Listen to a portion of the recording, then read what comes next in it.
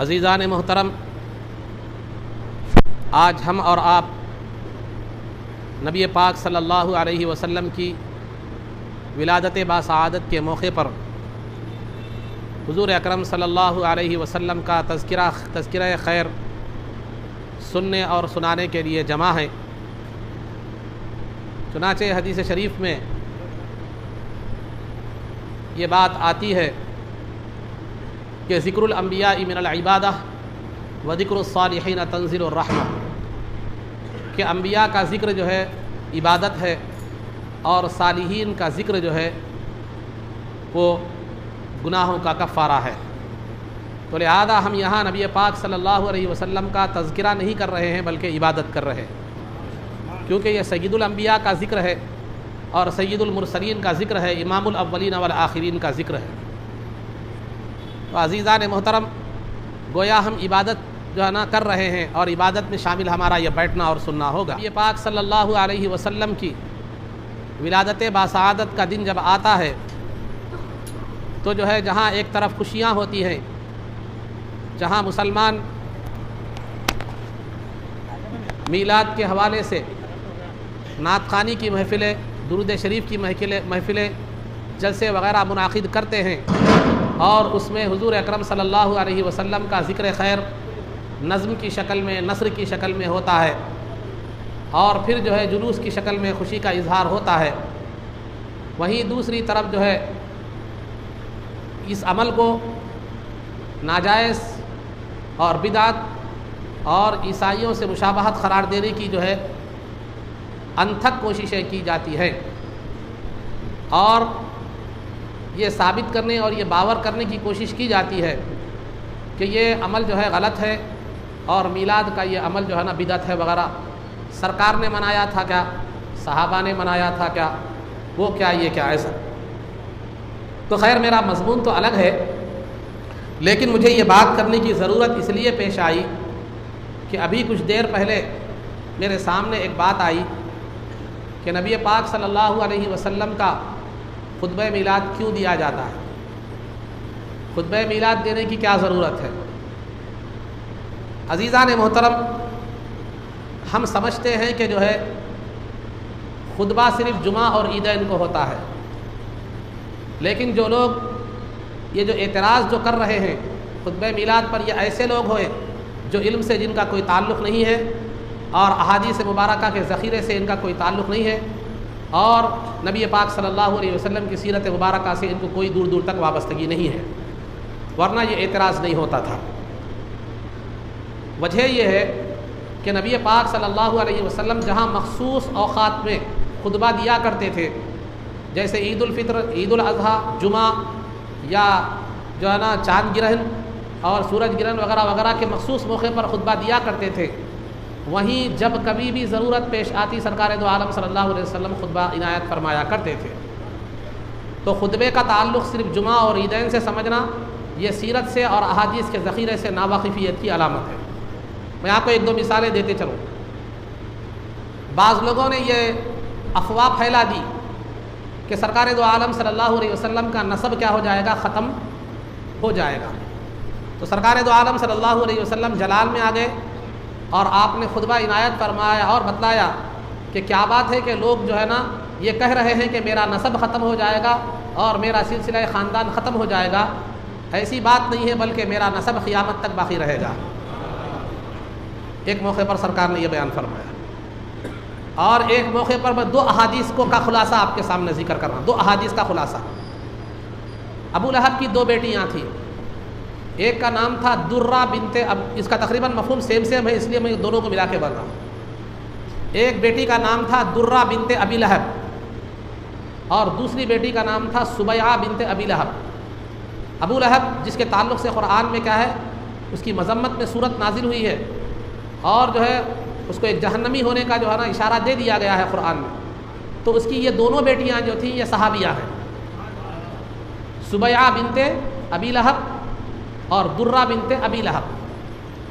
جب یہ دونوں جو ہے نا سرکار کے پاس تشریف لائی تو لوگوں نے جو ہے نا تانا دینا شروع کیا کہ دیکھو جہنمی کی بیٹیاں آئی ہیں، تانا دینا شروع کیا کہ دیکھو جہنمی کی بیٹیاں آئی ہیں، تو سرکار دو عالم صلی اللہ علیہ وسلم جو ہے کھڑے ہو گئے اور آپ نے خطبہ عنایت فرمایا اور یہ فرمایا کہ جو ہے نا کیا ہو گیا ہے لوگوں کو کہ لوگ جو ہے میرے نسب کے بارے میں مجھے تکلیف پہنچا رہے ہیں، میرے نسب کے بارے میں جو ہے نا مجھے تکلیف جو ہے نا پہنچا رہے ہیں، جس نے مجھے تکلیف دی اس نے اللہ رب العزت کو تکلیف دی۔ اور دوسری روایت میں یہ ہے کہ ابو لہب تو جہنمی ہوگا، لیکن میرے نسب میں سے جو لوگ مومن ہوں گے ضرور وہ میری شفاعت کے حقدار ہوں گے۔ تو سرکار دو عالم صلی اللہ علیہ وسلم کے نسب پر جو سوالات ہوئے یا آپ کی چچیری بہنوں کے حوالے سے کچھ باتیں آئیں تو سرکار دو عالم صلی اللہ علیہ وسلم نے فوراً خطبہ عنایت فرمایا اور وہ پھیلنے والی افواہ کو دور کرنے کے لیے اور ان غلط باتوں کے جو ہے نا تدارک کے لیے نبی پاک صلی اللہ علیہ وسلم نے خطبہ عنایت فرمایا۔ پھر آپ کو تو وہ خطبہ معلوم ہے کہ جو ہے نا غدیر خم کا خطبہ کہ سرکار دو عالم صلی اللہ علیہ وسلم جب حجۃ الوداع سے واپس آ رہے تھے تو غدیر خم کے پاس سرکار دو عالم صلی اللہ علیہ وسلم کو اطلاع ملی کہ بعض صحابہ کو جو ہے نا غلط فہمی ہو گئی تھی، سیدنا علی مرتضیٰ رضی اللہ تعالیٰ عنہ کے تعلق سے غلط فہمی ہو گئی تھی۔ یہ بات سرکار تک پہنچی تو سرکار نے ان صحابہ کو بلایا اور بلا کر کہا کہ دیکھو جو ہے نا یہ تم جو کہہ رہے ہو علی رضی اللہ تعالیٰ عنہ کے تعلق سے یہ غلط فہمی ہے۔ تو لہٰذا ان صحابہ نے اپنے دل کو صاف کر لیا، معاملہ ختم ہو گیا۔ لیکن یہ بات لوگوں تک پہنچی تو افواہیں پھیلنے لگی، علی رضی اللہ تعالیٰ عنہ کے تعلق سے غلط افواہیں پھیلنے لگی۔ تو سرکار نے فوراً خطبہ عنایت فرمایا اور فرمایا من کنت مولاہ فعلی مولاہ، جو جس کا میں دوست ہوں علی اس کے دوست ہے، جس کا میں محبوب ہوں علی اس کے محبوب ہے۔ تو یہاں علی رضی اللہ تعالیٰ عنہ کی پیدا شدہ غلط فہمی کو دور کرنے کے لیے سرکار دو عالم صلی اللہ علیہ وسلم نے یہ خطبہ عنایت فرمایا۔ اسی طرح سرکار دو عالم صلی اللہ علیہ وسلم نے کئی مرتبہ احادیث مبارکہ کے ذریعے سے، خطبوں کے ذریعے سے جو ہے نا اپنی پیدائش کے واقعات کو بھی بیان فرمایا اور اپنی نسب کی طہارت اور نظافت کو بھی بیان فرمایا، جس کا تذکرہ میں آگے کروں گا۔ تو عزیزان محترم بتانا یہ مقصود ہے کہ جو ہے نا سرکار دو عالم صلی اللہ علیہ وسلم نے جمعہ اور عیدین کے مخصوص اوقات کے علاوہ کبھی اپنے نسب کی مدافعات میں، کبھی اپنے نسب کی شرافت میں، کبھی کسی اور عنوان سے، کبھی اہل بیت کے عنوان سے مختلف اوقات میں جو ہے نا خطبے عنایت فرمائے ہیں۔ یہ نبی پاک صلی اللہ علیہ وسلم کی سنت اور طریقہ رہا ہے۔ اگر کوئی یہ سمجھتا ہے کہ خطبے کا تعلق صرف عیدین اور جمعہ اور مخصوص اوقات سے ہے تو پھر یہ اس کی جہالت ہے اور یہ علم سے دوری اور سیرت پاک سے دوری ہے۔ تو خطبہ میلاد بھی جو دیا جاتا ہے، یہ خطبہ میلاد بھی جو دیا جاتا ہے اس کا مقصد یہ ہے کہ نبی پاک صلی اللہ علیہ وسلم کی ولادت باسعادت کے جو ہے نا موقع اور مناسبت سے وہ خطبہ دیا جاتا ہے، اس میں سرکار دو عالم صلی اللہ علیہ وسلم کی ولادت کے واقعات کا تذکرہ کیا جاتا ہے، جو کہ نبی پاک صلی اللہ علیہ وسلم کی سنت ہے۔ اپنی ولادت کے واقعات کا تذکرہ کرنا خود نبی پاک صلی اللہ علیہ وسلم کی سنت ہے۔ خود سرکار نے بھی ولادت کے واقعات کا تذکرہ کیا اور صحابہ نے بھی جو ہے نا سرکار کی ولادت کے واقعات کا تذکرہ کیا، اور جو صحابیات سرکار کی ولادت کے وقت موجود تھی انہوں نے بھی سرکار کی ولادت کا جو ہے نا وہ تذکرہ کیا، اور خود آپ کی والدہ ماجدہ بی بی آمینہ رضی اللہ تعالیٰ عنہا نے بھی سرکار کی ولادت کا اور اس وقت ہونے والے معجزات کا تذکرہ فرمایا۔ تو الغرض بتانا یہ مقصود ہے عزیزان محترم۔ تو ولادت مصطفیٰ کا تذکرہ کرنا خواہ وہ خطبے کی شکل میں ہو یا تقریر کی شکل میں ہو یا اشعار کی شکل میں ہو، سرکار دو عالم صلی اللہ علیہ وسلم مسجد نبوی میں ممبر قائم فرماتے اور حسان بن ثابت رضی اللہ تعالیٰ عنہ جو ہے نا اس پر چڑھ کر جو ہے نا وہ اشعار پڑھتے تھے، جہاں کفار کا جواب دیتے تھے، سرکار کی شان میں کفار جب گستاخی کرتے تو اس کا جواب دیتے تھے، وہیں پر سرکار دو عالم صلی اللہ علیہ وسلم کے فضائل بھی بیان کرتے تھے، آپ کے حسن جمال کو بھی بیان کرتے تھے، آپ کی ولادت کا تذکرہ بھی فرماتے تھے۔ وہ شعر جو ہے نا آپ کا سامنے مشہور ہے، وَأَحْسَنَ مِنْكَ لَمْ تَرَ قَطُّ عَيْنِي وَأَجْمَلَ مِنْكَ لَمْ تَلِدِ النِّسَاءُ خُلِقْتَ مُبَرَّأً مِنْ كُلِّ عَيْبٍ كَأَنَّكَ قَدْ خُلِقْتَ كَمَا تَشَاءُ، جو ہے نا آپ کا جیسا حسین و جمیل میری آنکھوں نے کبھی نہیں دیکھا۔ لم ترا خط عینی واجمل منک لم تلد النساء، اور آپ جیسی خوبصورت ذات کو کائنات کی کسی ماں نے جنم نہیں دیا، اور آپ کو اللہ نے بحیثیت مخلوق جو ہے ایسا عیوب سے پاک فرمایا ہے کہ گویا آپ جیسا پیدا ہونا چاہتے تھے ویسا اللہ نے آپ کی مرضی کے مطابق پیدا فرمایا۔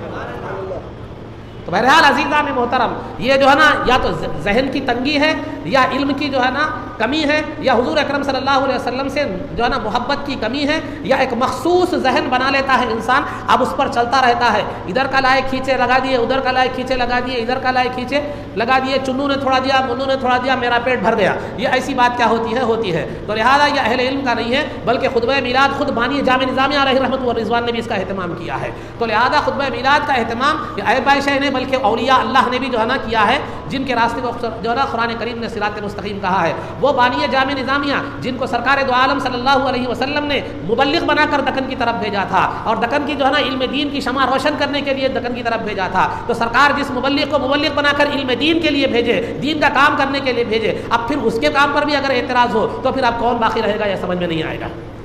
تو جو ہے نا بھلا ہو اس جہالت کا جو انسان کو جو ہے نا سمجھنے یہ نہیں دیتی کہ وہ کدھر جا رہا ہے، اس کا انجام کیا ہو رہا ہے، اس کا خاتمہ کیا ہونے والا ہے۔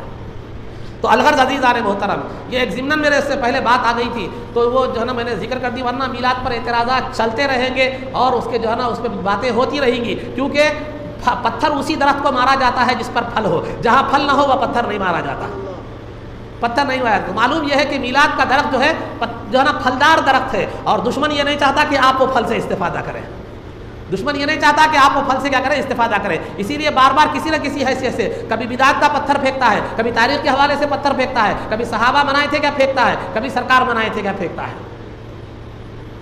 تو الغرض عزیزان محترم، ایک بات میں آپ کے سامنے رکھتے ہوئے پھر میں اپنے اصلی مضمون پر آتا ہوں۔ میرا یہ مضمون نہیں ہے، میرا مضمون دوسرا ہے۔ عزیزان محترم، آپ نے کئی جو ہے نا حضرات سے جو ہے نا سنا ہے، آپ نے کئی علماء سے، مسلم شریف کی حدیث ہے کہ سرکار دو عالم صلی اللہ علیہ وسلم جو ہے نا ہر پیر کو روزہ رکھا کرتے تھے، ہر پیر کو روزہ رکھا کرتے تھے۔ تو صحابہ نے دیکھا، صحابہ ہمیشہ سرکار دو عالم صلی اللہ علیہ وسلم کی عمل پر نظر رکھے ہوئے ہوتے تھے، اس جذبے کے ساتھ کہ ہم سرکار جیسا کرتے ہیں ہم ویسے کریں۔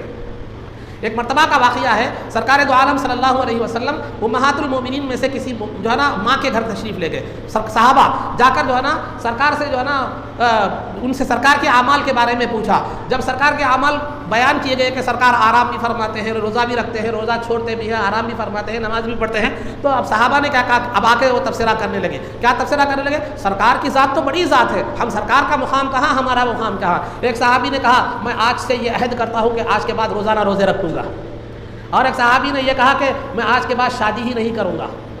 بہرحال ہر ایک نے الگ الگ دعوے کر دیے۔ تو سرکار دو عالم صلی اللہ علیہ وسلم باہر نکلے، باہر نکل کر سرکار دو عالم صلی اللہ علیہ وسلم نے فرمایا کہ یہ بات جو کر رہے تھے کیا تم ہی لوگ ہو، تم ہی لوگ ہو؟ تو سرکار انہوں نے کہا یا رسول اللہ صلی اللہ علیہ وسلم دیکھو انی اتقاکم باللہ و اخشاکم اللہ، کہ میں اللہ سے تم سے سب سے زیادہ ڈرنے والا ہوں، اور اللہ کے پاس سے سب سے زیادہ میں تم سے جو ہے نا خوف رکھنے والا ہوں، لیکن میں کبھی روزہ رکھتا بھی ہوں، کبھی روزہ چھوڑتا بھی ہوں، اور کبھی جو ہے نا رات میں عبادت بھی کرتا ہوں، اور میں رات میں سوتا بھی ہوں، اور میں بیویوں سے نکاح بھی کرتا ہوں۔ کیا تم مجھ سے زیادہ بڑھ گئے کہ روزانہ روزہ رکھنے کی بات کر رہے ہو، شادی نہ کرنے کی بات کر رہے ہو، رات تمام عبادت کرنے کی بات کر رہے ہو؟ تو لہذا تمہیں میری سنت کو اپنانا چاہیے، میرے طریقے کو اپنانا چاہیے۔ تو بہرحال خلاصہ گفتگو بتانا یہ مقصود ہے کہ صحابہ رسول پاک صلی اللہ علیہ وسلم کی ہر عمل کو دیکھنے کی کوشش کرتے ہیں، امہات المومنین سے پوچھتے، اور سرکار دو عالم صلی اللہ علیہ وسلم کے اعمال کو دیکھ کر وہ عمل کرنے کی کوشش کرتے۔ چند مثالیں میں آپ کو آگے دوں گا، بتاؤں گا۔ تو الغرض عزیزان محترم، جو سرکار دو عالم صلی اللہ علیہ وسلم کو صحابہ نے جب دیکھا کہ پیر کے دن روزہ رکھ رہے ہیں، ہر پیر کو سرکار جو ہے نا روزہ رکھتے ہیں، ہر پیر کو سرکار جو ہے نا روزہ رکھتے ہیں، تو سرکار دو عالم صلی اللہ علیہ وسلم سے صحابہ نے عرض کیا کہ یا رسول اللہ صلی اللہ علیہ وسلم کیا بات ہے کہ ہم آپ کو روزانہ ہر پیر کو روزہ رکھتے ہوئے دیکھتے ہیں؟ تو صحابہ نے، سرکار نے فرمایا فیہ ولدت و فیہ انزل، اسی دن میں پیدا ہوا ہوں اور اسی دن جو ہے نا مجھ پر قرآن نازل ہوا ہے، اس لیے میں روزہ رکھتا ہوں۔ یہ حدیث ہے، یہ حدیث ہے۔ اب آپ سے میں سوال کرتا ہوں کہ یہ روزہ رکھنے کا سبب کیا ہے؟ خوشی ہے یا غم ہے؟ آپ یہ تو نہیں کہہ سکتے کہ میری ولادت کے غم میں روزہ رکھتا ہوں، قرآن کے نزول کے غم میں کیا کرتا ہوں میں روزہ، قرآن نازل ہوا اس لیے اس غم میں روزہ رکھتا ہوں، نہیں، یہ تو نہیں کہہ سکتے۔ ہاں وہاں دو باتیں ہو سکتی ہیں، ایک تو یہ کہ ولادت اور نزول قرآن کی خوشی میں روزہ رکھتا ہوں، ایک معنی یہ نکلتے ہیں۔ دوسرے معنی یہ نکلتے ہیں کہ ولادت اور نزول قرآن کے شکرانے کے طور پر میں روزہ رکھتا ہوں۔ ہوتا ہے نہیں ہوتا؟ تو یہ دو معنی، اس سے ہٹ کر تیسرے معنی تو مجھے سمجھ میں نہیں آ رہے۔ تو لہذا یہ دو معنی نکلتے ہیں کہ حضور اکرم صلی اللہ علیہ وسلم یہ جو روزہ رکھتے تھے ولادت اور نزول قرآن کی خوشی میں رکھتے تھے یا شکرانے میں رکھتے تھے؟ شکرانہ کس پر ادا کیا جاتا ہے؟ شکرانہ کس پر ادا کیا جاتا ہے؟ نعمت پر ادا کیا جاتا ہے، اور نعمت کے حاصل ہونے سے غم ہوتا ہے، خوشی ہوتی ہے، تو گویا شکر کی وجہ بھی خوشی ہی ہے، شکر کی وجہ بھی خوشی ہے۔ تو سرکار دو عالم صلی اللہ علیہ وسلم نے اپنی ولادت پر خوشی بھی منائی اور جو ہے نا میلاد بھی منایا روزہ رکھ کر۔ تو لہذا سرکار کے خود عمل سے یہ بات ثابت ہے کہ میلاد کی خوشی منانا اور میلاد پر خوش ہونا اور میلاد کو منانا، یہ دو بھی سرکار کے عمل سے ثابت ہے، یہ دو بھی سرکار کے عمل سے ثابت ہے۔ اب دوسری بات، صحابہ منائے تھے کیا؟ صحابہ منائے تھے کیا؟ سرکار منانے کے بعد پھر صحابہ کی ضرورت ہی نہیں ہے، سرکار بنانے کے بعد صحابہ کی ضرورت ہی نہیں ہے. پہلی بات تو یہ ایک دلیل کافی ہے ہمارے لیے. دوسری بات، سرکار کی ولادت کے 20 واقعات ہیں. سرکار کی جب ولادت ہوئی تو جنت کی حوریں آئی تھی، آسمان پر ستارے جو ہے نا زمین تک آ گئے تھے، اور جو ہے نا سرکار کی جو ہے نا ولادت کے وقت جو ہے شیطان رو رہا تھا، فلاں رہا تھا. جو واقعات آپ میلاد کی، سرکار کی ولادت کے حوالے سے سنتے ہیں وہ کون سب بیان کرے؟ وہ سرکار کے تھے، سرکار کے واقعات ہیں. تو میں آپ سے پوچھتا ہوں، کیا آپ نے سنا سرکار سے؟ کیا میں نے سنا سرکار سے؟ تو وہ جتنے بھی واقعات ولادت ہیں وہ سرکار نے صحابہ کو بیان فرمائے. جب سرکار بیان کر رہے تھے تو سرکار کی حیثیت واقعات میلاد بیان کرنے والی ذات کی تھی، اور صحابہ کی میزات سامعین کی تھی. صحابہ کی جو ہے نا حیثیت سامعین کی تھی. پھر صحابہ نے تابعین کو بیان فرمایا تو تابعین کی، صحابہ کی حیثیت میلاد کے واقعات بیان کرنے والے کی تھی، اور تابعین کی حیثیت سامعین کی تھی. پھر تابعین نے تبع تابعین کو بیان فرمایا، تبع تابعین نے ان کے بعد والوں کو بیان فرمایا، یہاں تک کہ محدثین نے اپنی اپنی کتابوں میں کیا کر دیا؟ اس کو لکھ دیا. اب حدیث کی کتابوں میں وہ واقعات محفوظ ہے. تو پھر بتائیے کون سا زمانہ سرکار کی میلاد سے خالی رہا؟ صحابہ نے بھی میلاد کا تذکرہ کیا. ہاں طریقہ الگ تھا ہوگا، طریقہ الگ رہا ہوگا. صحابہ کی ویسی شادیاں آج ہے 15 قسم کا کھانا، 15 قسم کا کھانا. صحابہ کرے تھے کیا؟ بولے تو صحابہ بغیر اعراب کے قرآن پڑھے تھے. صحابہ جو قرآن پڑھتے تھے اس میں زبر زیر پیش کچھ بھی نہیں تھا. پڑھتے پھر یہ اب وہ قرآن لا کے یہ قرآن میں نہیں پڑھوں گا کیونکہ صحابہ والا قرآن یہ نہیں ہے. تو یہ علم کی کمی تنگ ذہنی ہے. تنگ ذہنی سے زیادہ میں بتاتا ہوں، یہ ایک مخصوص ذہنیت رکھ کر بات سوچنا ہے. تو سرکار کی میلاد کا تذکرہ کرنا خود سرکار کی بھی سنت ہے، اور جو ہے نا سننا بھی سرکار کی سنت ہے. حسان بن ثابت کے اشعار جو میلاد کے تعلق سے سرکار بھی سنا کرتے تھے. تو میلاد کا تذکرہ کرنا اور سننا سرکار کی بھی سنت ہے، صحابہ کی بھی سنت ہے، اور تابعین کی بھی سنت ہے، تبع تابعین کی بھی سنت ہے، اولیاء اللہ کی بھی سنت ہے، محدثین کی بھی سنت ہے. پھر ابھی کیا ہو رہا؟ صحابہ کرے تھے کیا؟ صحابہ کرے تھے کیا؟ دوسری بات، اور ایک جو ہے نا عام طور پر اعلیٰ حضرت علیہ الرحمۃ والرضوان کا حوالہ دے کے بولا جاتا. 8 تاریخ کو ہے حضرت کی کتاب میں، 8 تاریخ کو ہے، 8 تاریخ کو حضرت کی کتاب میں سرکار کی میلاد 8 تاریخ کو ہے. تم لوگ 12 تاریخ کو مناتے ہو. ٹھیک ہے، یہ بات مان لے تھوڑی دیر کے لیے. 8 تاریخ اعلیٰ حضرت علیہ الرحمۃ والرضوان کی تاریخ کو مانیں گے. یہ ہمیں لکھ کے دے دو، ہمیں لکھ کے دے دو، یہ ہمیں پوری ذمہ داری کے ساتھ بتا دو کہ جو ہے نا اعلیٰ حضرت نے 8 تاریخ کو لکھا ہے، لہذا تم بھی میلاد اس وقت مناؤ. تم بھی 12 تاریخ کے بجائے 8 تاریخ کو میلاد مناؤ. یہ بات لکھ کے دو. نہیں دیں گے. کہیں کو خالی 8 تاریخ کو ہے بول کے ڈال دیے شک ذہن میں لوگوں کا، مگر ملاؤ بول کے نہیں بولتے. آپ دم گئے تو نہیں بولتے، دم گئے تو نہیں بولیں گے. کیوں نہیں بولیں گے؟ خالی آپ کو گمراہ کرنا ہے. ٹھیک ہے، اگر جو ہے نا میں ذمہ داری کے ساتھ بول رہا ہوں، اگر یہ باضابطہ تحریراً آ جائے یا کوئی قابل یہ مستند عالم دین میلاد نہ منانے والوں کا مستند عالم دین یہ کہہ دے کہ 8 تاریخ کو اعلیٰ حضرت نے تاریخ بتائی ہے 12 ربیع الاول کی، لہذا آپ لوگ بھی میلاد اسی دن مناؤ، یہ لکھ کے دیں گے. اس کے بعد میں خود کوشش کرتا ہوں آگے بڑھانے کی، اس کی تبلیغ اس کا آگے میں بڑھاتا ہوں. خالی 8 تاریخ کو بولے حضرات بول کے چھوڑ دیتے، ختم. مناؤ کا نہیں ہے تذکرہ، مناؤ کا تذکرہ، اس کا کوئی تذکرہ نہیں ہے بولے. اس بات تو عزیزان محترم یہ دھوکے ہیں، یہ آپ کو گول پھرانے کے کام ہیں یہ سب، سمجھے. تو بہرحال بات نکلتی چلے گئی تو پھر بات کیا ہوتی بڑھتی چلے جاتی ہے. آپ ذہن میں رکھیے کہ جو ہے نا، اور ایک بات میں اور ایک آخری بات بتا رہا ہوں. صحابہ میلاد منائے تھے کیا؟ صحابہ میلاد یاد رکھیے یہ کوئی قاعدہ نہیں ہے، شریعت کا کوئی قاعدہ نہیں ہے کہ صحابہ اگر کوئی کام نہیں کرے تو وہ کام ناجائز ہوتا. صحابہ اگر کوئی کام نہیں کرے تو وہ کام ناجائز ہوتا، بلکہ یہ کوئی قاعدہ نہیں ہے. بات کریں گے آپ سنتے صحابہ منائے تھے کیا؟ صحابہ منائے تھے کیا؟ صحابہ منائے تھے کیا؟ یہ قاعدہ ہی نہیں ہے. ہاں صحابہ نے انکار کیا تھا، صحابہ نے منع کیا تھا، یا سرکار نے منع کیا تھا تو پھر وہ بات ہے. صحابہ منائے تھے کیا؟ صحابہ منائے تھے کیا؟ مروجہ میلاد ایسی منائے تھے کیا؟ ارے میلاد، مروجہ میلاد اگر صحابہ کا دیکھا جائے تو صحابہ کے زمانے کی جیسی نہ مسجدیں ہیں، نہ اس جیسی شادیاں ہیں، نہ اس جیسے کاروبار ہیں، نہ اس جیسی دعوتیں ہیں، کوئی بھی چیز اس جیسی نہیں ہے. پلین میں بیٹھ کے حج کو جاتے وقت نہیں بولتا کہ صحابہ بیٹھے تھے کیا پلین میں بول کے. زمانے کے لحاظ سے، حالات کے لحاظ سے تہذیب، تمدن اور کلچر اور ہر چیز میں فرق آتا چلا جاتا ہے. صحابہ منائے تھے کہ ہر چیز میں یہ ذہن کی تنگی ہے، وہن میں یہ بھٹکانے کے ایک طریقے ہیں، یہ بھٹکانے کے ایک طریقے ہیں. تو خلاصہ ہے پورا ایک بات. تو بہرحال صحابہ منائے تھے کیا؟ صحابہ نہیں منائے تو نہیں منانا جائز نہیں ہے، یہ کوئی دلیل ایسا کوئی قاعدہ نہیں ہے. اور تیسری بات اور آخری بات اس عنوان سے میں یہ بتا رہا ہوں کہ جو صحابہ سرکار مکے سے ہجرت کر کے مدینے کو آئے تو اتنا خوش ہوئے کہ مدینے میں کبھی اتنی خوشی دیکھی نہیں گئی. سیاہ ستہ کی روایت ہے. اتنا خوش ہوئے کہ مدینے میں کبھی اتنی خوشی مدینے کی تاریخ میں نہیں دیکھی گئی. یہ معاملہ یہ کب ہے؟ سرکار مکے سے ہجرت کر کے مدینے کو آئے. ٹھیک ہے سرکار مہمان بن کے آئے ایک بھونگی وجہ، یہ تو ایک اہم واقعہ ہے ہجرت کا. لیکن بخاری مسلم وغیرہ تم آپ سیاہ ستہ کی کتابیں اٹھا کر دیکھیے، مکے سے ہجرت کر کے مدینے کو آ رہا تو بڑا واقعہ ہے. لیکن سرکار کبھی بھی جب کبھی بھی سفر سے مدینے سے سفر کے لیے جاتے واپس آتے تو صحابہ خوشیاں مناتے تھے.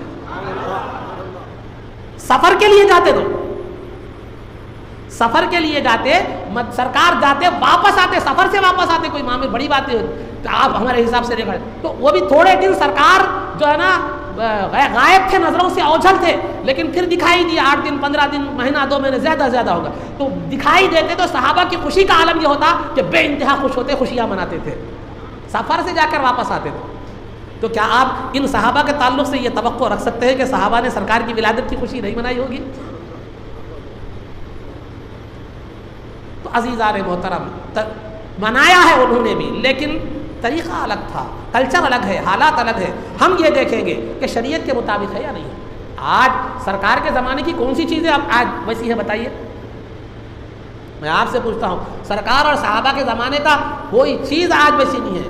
فون پہ تھا اس وقت، گوگل پہ تھا، شریعت کے فقہ کے کئی ایسے نئے مسائل ہیں، کئی ایسے BCO نئے مسائل ہیں جو سرکار کے زمانے میں نہیں تھے آج ہے. آن لائن ٹرانزیکشن کہاں ہے؟ آن لائن شاپنگ کہاں تھی؟ پھر اب فقہ کے مسائل اگر بیان کرتے چلیں تو بہت ہوں گے. تو حالات بدلتے جاتے ہیں، کلچر بدلتا جاتا ہے، تہذیب بدلتی چلی جاتی ہے. صحابہ ایسا منائے تھے کیا بول کے بولے تو صحابہ لوٹوں میں وضو کرتے، تو نل میں وضو نہیں کرتا. تو اب صحابہ جو ہے نا آج ذرا موزن صاحب پیان نہیں ڈالے تو جو ہے نا غصہ آ جاتا. صحابہ کھجور کے پھلوں کی مسجد میں 50 ڈگری کی گرمی میں پڑھے تھے نماز. تو بہرحال عزیزان محترم دیکھنا ہمیں یہ ہے کہ شریعت کی مخالف ہے کیا. ہمیں 2 چیزیں مل گئی. سرکار نے خوشی منائی، روزہ خوشی، سرکار اپنی ولادت پر خوش ہوئے اور روزہ رکھ کر خوشی منائی اور اپنی ولادت کا تذکرہ کیا. صحابہ نے بھی ولادت کا تذکرہ کیا. صحابہ نے بھی کیا کیا؟ ولادت کا تذکرہ کیا. اب یہ چیزیں ہمارے اہم پیش نظر ہے.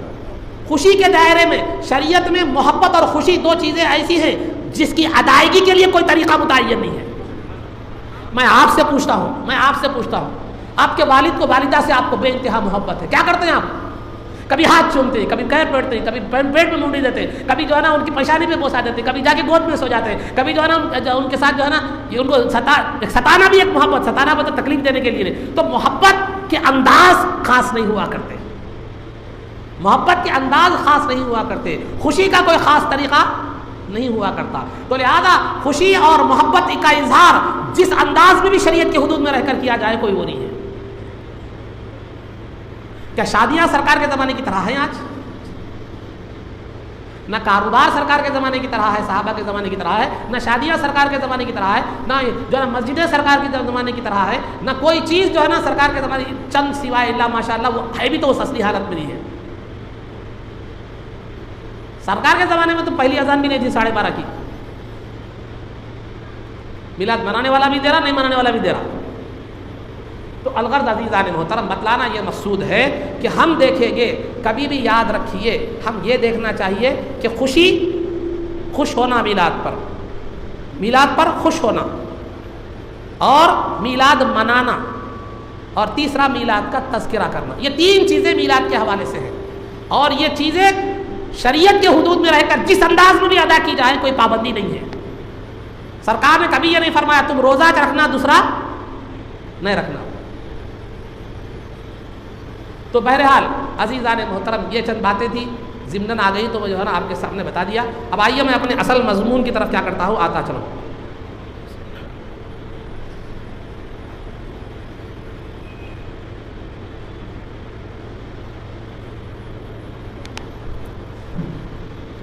خطبہ مسنونہ کے بعد جس آیت مبارکہ کی میں نے تلاوت کا شرف حاصل کیا اس میں اللہ رب العزت سب سے پہلے سرکار کی آمد کا تذکرہ فرما رہا ہے.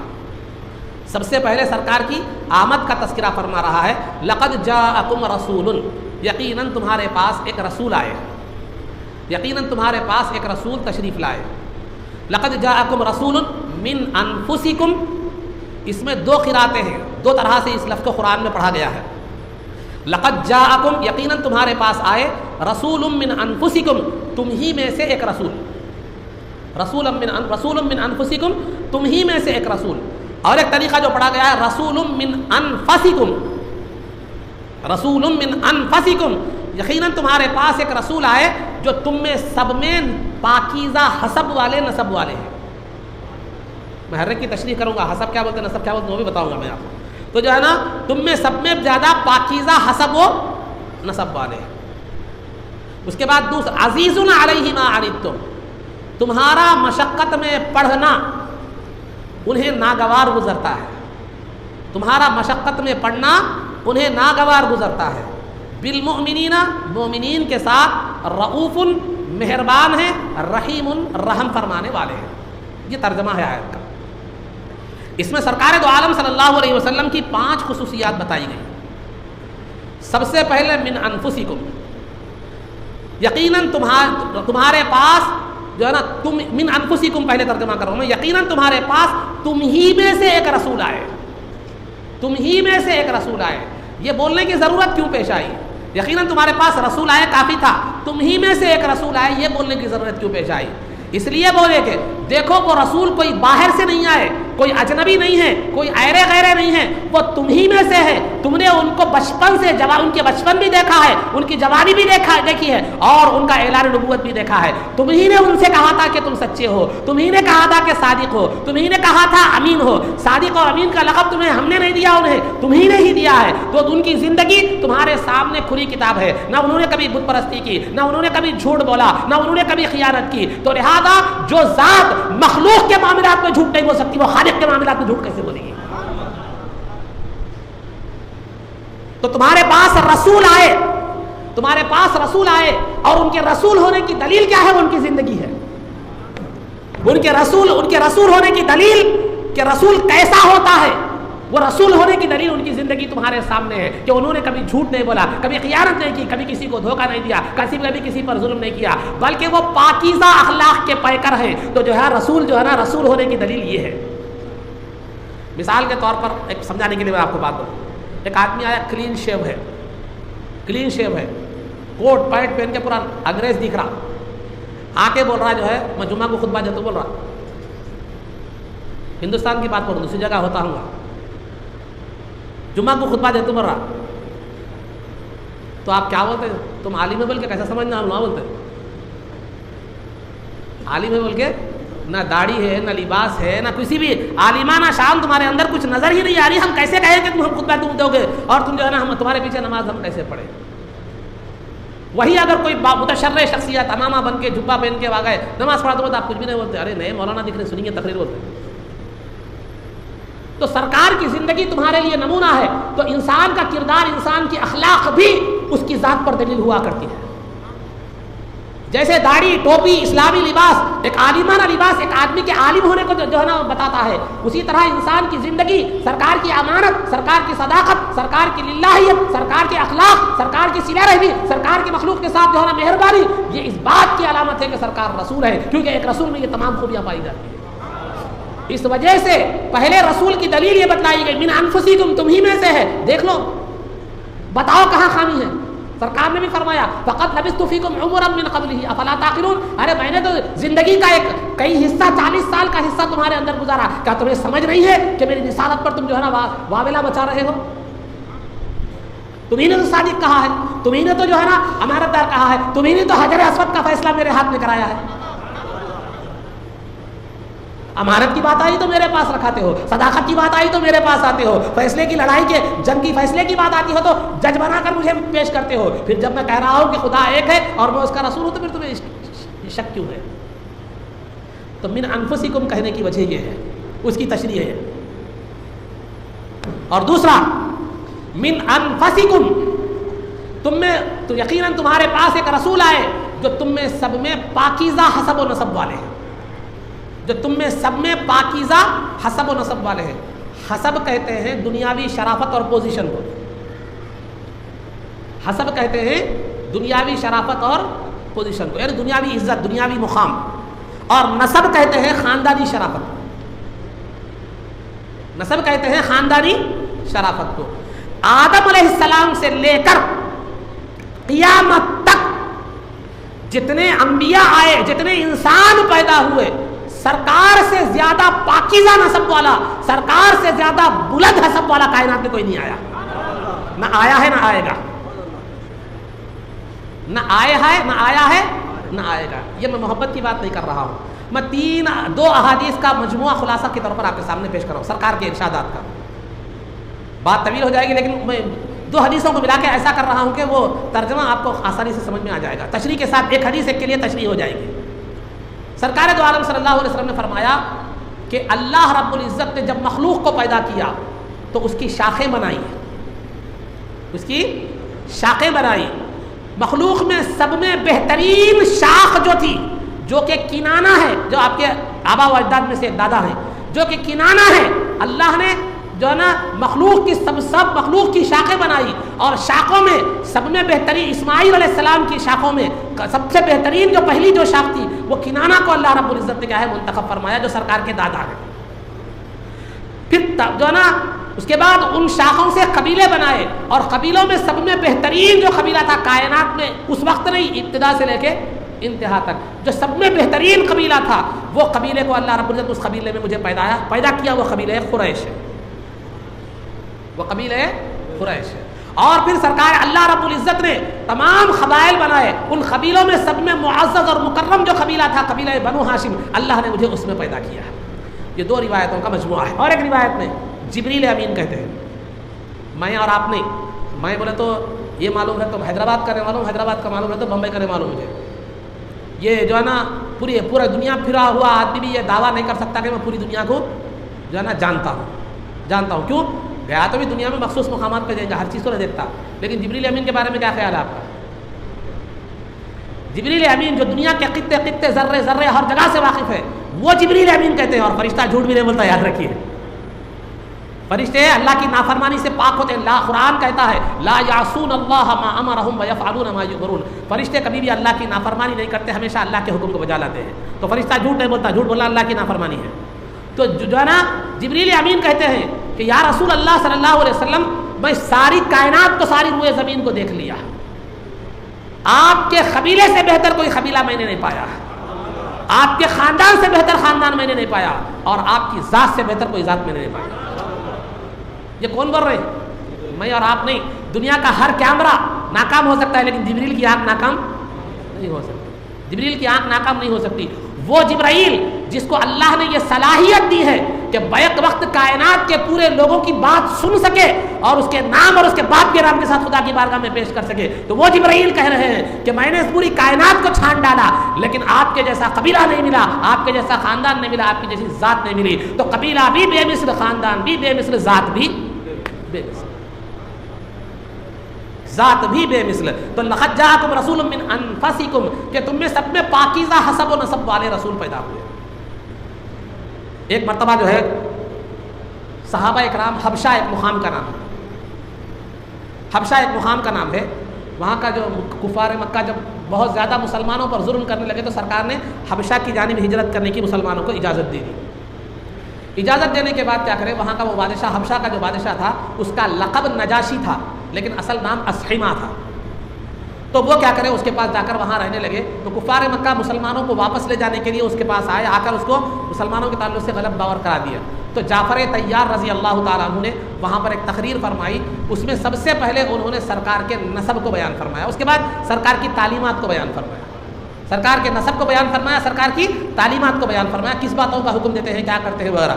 اس کے بعد وہ سننے کے بعد وہ جو عیسائی جو حبشہ کا جو نجاشی تھا، نجاشی نے جو ہے نا ایک زمین سے تنگا اٹھا کر کہا، یہ جو ہے نا عیسیٰ علیہ السلام کے بارے میں بھی اس کو غلط باور کرایا کہ دیکھو عیسیٰ علیہ السلام کی توہین کرتے ہیں مسلمان بول کے، اس پوری عیسائی تھا، غلط باور کرا دیا اس کو۔ تو پوچھا کہ عیسیٰ علیہ السلام کے بارے میں کیا کہتے ہیں سرکار، تو وہ اللہ کے بندے اور اس کے رسول ہے. تو تمام باتیں سننے کے بعد وہ نجاشی نے ایک تنکا اٹھا کر کہا کہ اس سے بڑھ کر کچھ بھی نہیں ہے عیسیٰ علیہ السلام, یہ تنکے سے زیادہ, اس تنکے تم نے جو بیان کیا ہے نہ تنکے سے زیادہ ہے نہ تنکے سے کم. تو وہ جعفر طیار رضی اللہ تعالیٰ عنہ نے وہاں جا کر سب سے پہلے سرکار کا جو تعارف کرایا, سرکار کے نسب کا تعارف کرایا. نعرف نسبہ وصفتہ ومدخلہ ومخرجہ وصدقہ وامانتہ. کیا ہے بادشاہ وقت سرکار دو عالم جو ہے نا, ہم کافر تھے, مشرک تھے, شراب پیتے تھے, برائیوں میں یہ تھے, ہم میں ایک رسول تشریف لائے اور ان کے نسب کو ہم جانتے ہیں کہ سب میں پاکیزہ نسب ہے, اور ان کی خوبیوں کو, کمالات کو, صفات کو ہم جانتے ہیں کہ وہ بالکل سب سے زیادہ بہترین خوبیاں رکھنے والے ہیں, اور ہم جو ہے نا ان کی سچائی کو بھی جانتے ہیں, امانت کو بھی جانتے ہیں. تو حبشی کے دربار میں سب سے پہلا جو سرکار کا جو تعریف جعفر طیار رضی اللہ تعالیٰ عنہ کی, وہ سرکار کے نسب کی تھی. یہ تو ایک مسلمان تھے. لیکن روم کا جو بادشاہ تھا, قیصر روم, روم کا بادشاہ, اس وقت سپر پاور مملکت تھی وہ, روم کا بادشاہ قیصر روم, اس کے بارگاہ میں ابو سفیان گئے. ابو سفیان اس وقت تک ایمان نہیں لائے تھے.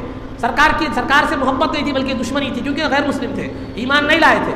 تو قیصر روم نے پوچھا کہ تم میں جو نبی آئے ہیں وہ نبی کے بارے میں بتاؤ. تو ابو سفیان نے کہا, جو اس وقت تک بھی ایمان نہیں لائے تھے, فینا ذو نسب, غور سے سنیے, فینا ذو نسب وفی حسب لا یفضل علیہ احد. وہ ہم میں ایسی خاندانی شرافت رکھنے والے, ایسی دنیاوی شرافت رکھنے والے ہیں کہ ان کی خاندانی اور دنیاوی شرافت سے کوئی آگے بڑھا ہوا نہیں ہے. کوئی ان سے زیادہ اس معاملے میں ان سے زیادہ فضیلت رکھنے والا نہیں ہے. وہ عیسائی تھا قیصر روم, اس نے کیا کہا, نبی ایسے ہی ہوتے ہیں, نبی ایسے ہی ہوتے ہیں, نہ حسب میں کوئی ان کا برابر ہوتا ہے نہ نسب میں ان کا کوئی برابر ہوتا ہے. اب سوال یہ پیدا ہوتا ہے, ایسے کیوں رہتے ہیں؟ نبی حسب میں اور نسب میں سب سے افضل کیوں رہتے ہیں؟ یہ سوال پیدا ہوتا ہے. تو اس کی وجہ یہ ہے کہ مثال کے طور پر میں سمجھانے کے لیے آپ کو ایک بات بتا دوں. میں ایک عالم ہوں, میں ایک عالم ہوں. اب سامنے ایک سادات ہے, میں غیر سید ہوں, میں سید نہیں ہوں. سامنے جو ہے ایک صاحب سادات ہے, ایک سامنے سادات ہے. اگر میں ان کے سامنے جا کر بات پیش کروں تو یہ خیال ان کے اندر پیدا ہو سکتا ہے کہ یہ تو اس سے تو میں افضل ہوں, میں اس کی بات کیوں سنوں. یہ ہر ایک کے دل میں نہیں ہوتا, وہ ان کے دل میں آ سکتا ہے جو در والے اور گھر والے کی جو ہے نا تمیز رکھتے ہیں. مجھے در والا سمجھتے ہیں, اپنے آپ کو گھر والا سمجھتے ہیں. تو عزیزان محترم, ان کیا ہے, ان غیر سادات ہے, میں تو سرکار کی آل سے ہوں. تو یہ نسب کیا ہو سکتا ہے, میری بات سننے میں رکاوٹ پیدا ہو سکتا ہے. کیونکہ ایک غیر افضل آدمی اگر افضل آدمی کو جو ہے نا کوئی بات بتائے تو یہ خیال آ سکتا ہے کہ اس سے زیادہ میں افضل ہوں, اس کی بات میں کیوں سنوں. اسی لیے اللہ رب العزت انبیاء کو دنیا میں جب بھیجتا ہے تو ان کے حسب میں بھی کوئی ان کا ثانی نہیں, جو ہے نا حسب میں بھی کوئی ان کا برابر نہیں ہوتا, نسب میں بھی کوئی برابر ہوتا. جب نبی سب سے افضل ہوئے تو سامنے والے کو یہ سوچنے کا موقع نہیں ملتا کہ یہ جو ہے نا جیسے پہلے مل رہا تھا کہ میں اس سے افضل ہوں, اس کی بات کیوں سنوں. یہ بات ختم ہو جاتی ہے, بلکہ وہ چوں چرا بلا چوں چرا سن لیتا ہے کہ یہ میرے سے زیادہ حسب کے اعتبار سے بھی افضل ہے, نسب کے اعتبار سے بھی افضل ہے. وہ خیال جو رکاوٹ پیدا کر رہا تھا افضلیت کا, اپنے آپ کو افضل سمجھنے کا, بہتر سمجھنے کا, وہ خیال کیا ہو جاتا ہے, ختم ہو جاتا ہے. اسی وجہ سے نبی جو ہوتے ہیں جو ہے نا تمام مخلوق میں سب سے زیادہ حسب کے اعتبار سے بھی افضل ہوتے ہیں, نسب کے اعتبار سے بھی افضل ہوتے ہیں, عقل کے اعتبار سے بھی کامل ہوتے ہیں, علم کے اعتبار سے بھی ہر اعتبار سے سب سے افضل ہوتے ہیں. کیونکہ فضیلت کے معاملے میں آ کر کوئی ان کا انکار نہ کر دے. تو بہرحال سرکار دو عالم صلی اللہ علیہ وسلم سب میں پاکیزہ نسب ہے, سب میں پاکیزہ نسب. رسول من انفسکم عزیز علیہ ما عنتم. سرکار کی دوسری بات, تمہارا مشقت میں پڑنا سرکار کو ناگوار گزرتا ہے. تمہارا مشقت میں پڑنا سرکار کو ناگوار گزرتا ہے. یہاں تمہارے سے مراد مسلمان نہیں ہے, مسلمان بھی ہے, غیر مسلم بھی ہے, منافق بھی ہے. مسلمان بھی ہے, غیر مسلم بھی ہے, منافق بھی ہے. تو کوئی بھی انسان, لفظ انسان مشقت میں پڑتا ہے تو سرکار کو گوارا نہیں ہوتا. یہی وجہ ہے کہ سرکار کفار مکہ کے پیچھے ان کے اسلام کی حرص میں اور ان کے اسلام لانے کی فکر میں اتنی دوڑ دھوپ کرتے اتنا جو ہے نا ان کے پیچھے پڑتے کہ کبھی کبھار صدمے کی وجہ سے آپ جو ہے نا بالکل اتنے غمزدہ ہو جاتے کہ اللہ رب العزت کو جو ہے نا تسلی دینے کے لیے قرآن کی آیت نازل کرنا پڑتی. اللہ رب العزت ولا يحزنك الذين يسارعون في الكفر کہ جو ہے نا جو لوگ کفر میں جو ہے نا آگے بڑھ رہے ہیں اور جو ہے نا تیزی سے بڑھ رہے ہیں، آپ ان کا یہ تیزی سے بڑھنا آپ کو غمزدہ نہ کرے. لعلك باخع نفسك على آثارهم ان لم يؤمنوا بهذا الحديث اسفا. اگر وہ لوگ ایمان نہیں لاتے تو ایسا معلوم ہوتا ہے کہ آپ ان کی فکر میں کیا کریں گے، اپنے آپ کو ختم کر لیں گے. تو سرکار کو فکر تھی کہ ایک غیر مسلم بھی ایمان نہیں لایا، ارے ایمان نہیں لایا تو دنیا برباد ہو جائے گی، آخرت میں جہنم میں چلا جائے گا، یہ فکر سرکار کو کھا لیتی تھی. حالانکہ سرکار کے ساتھ جادوگر کا دیا تھا، جو ہے نا کاہن کہا جاتا، جادوگر کہا جاتا. اور جو ہے نا سرکار جب لوگوں سے بازاروں میں یا جو ہے نا مقامات پر جا کر لوگوں سے کہتے یا ایھا الناس قولوا لا الہ الا اللہ اے تفلحوا، کہ اے لوگوں تم لا الہ الا اللہ کہو تو کامیاب ہو جاؤ گے، تو پیچھے سے ایک آدمی جو ہے نا کہتا کہ یہ جھوٹا ہے، اس کی بات مت سننا، جھوٹا ہے، اس کی بات جو ہے نا مت سننا.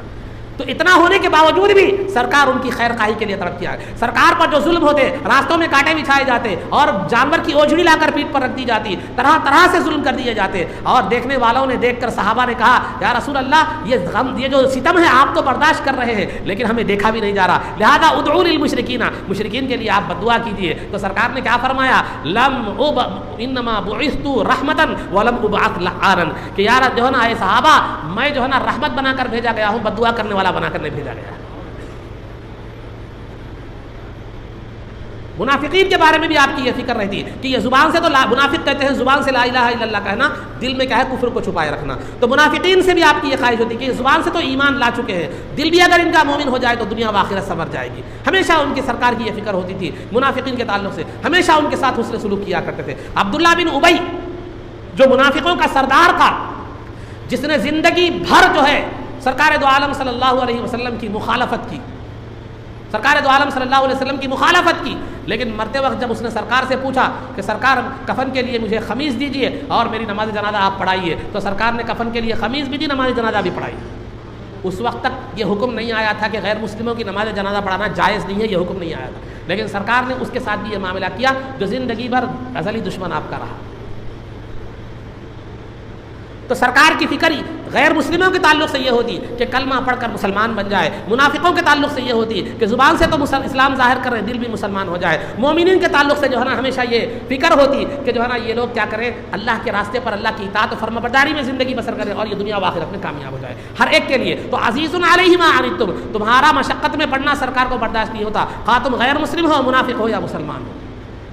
پھر اس کے بعد آگے فرمائے جو نا سرکار دو عالم صلی اللہ غیر مسلموں کے ساتھ بھی سرکار کا معاملہ. ایک بات بتاتا چلو، ایک مثال دیتے ہوئے اپنی گفتگو کو آگے لے جاتا چلو. جنگ بدر کا موقع ہے، جنگ بدر کا موقع ہے، 70 کفار جو ہے نا قید ہو کر آ گئے. اس میں سرکار دو عالم صلی اللہ علیہ وسلم کے چچا عباس رضی اللہ تعالیٰ عنہ بھی تھے، وہ بھی اس وقت تک ایمان نہیں لائے تھے، بعد میں ایمان لائے تھے. تو جو ہے نا قید ہو کر آ گئے، ان کو رسیوں سے ہاتھ باندھ دیے گئے تھے. تو رات جب آئی تو جو رسیوں کے باندھنے کی وجہ سے تکلیف ہو رہی تھی چچا عباس رضی اللہ تعالیٰ عنہ جو اس وقت ایمان نہیں لائے تھے، تو وہ کراہ رہے تھے. تو ان کے کراہنے کی آواز سن کر سرکار دو عالم صلی اللہ علیہ وسلم کو نیند نہیں آ رہی تھی.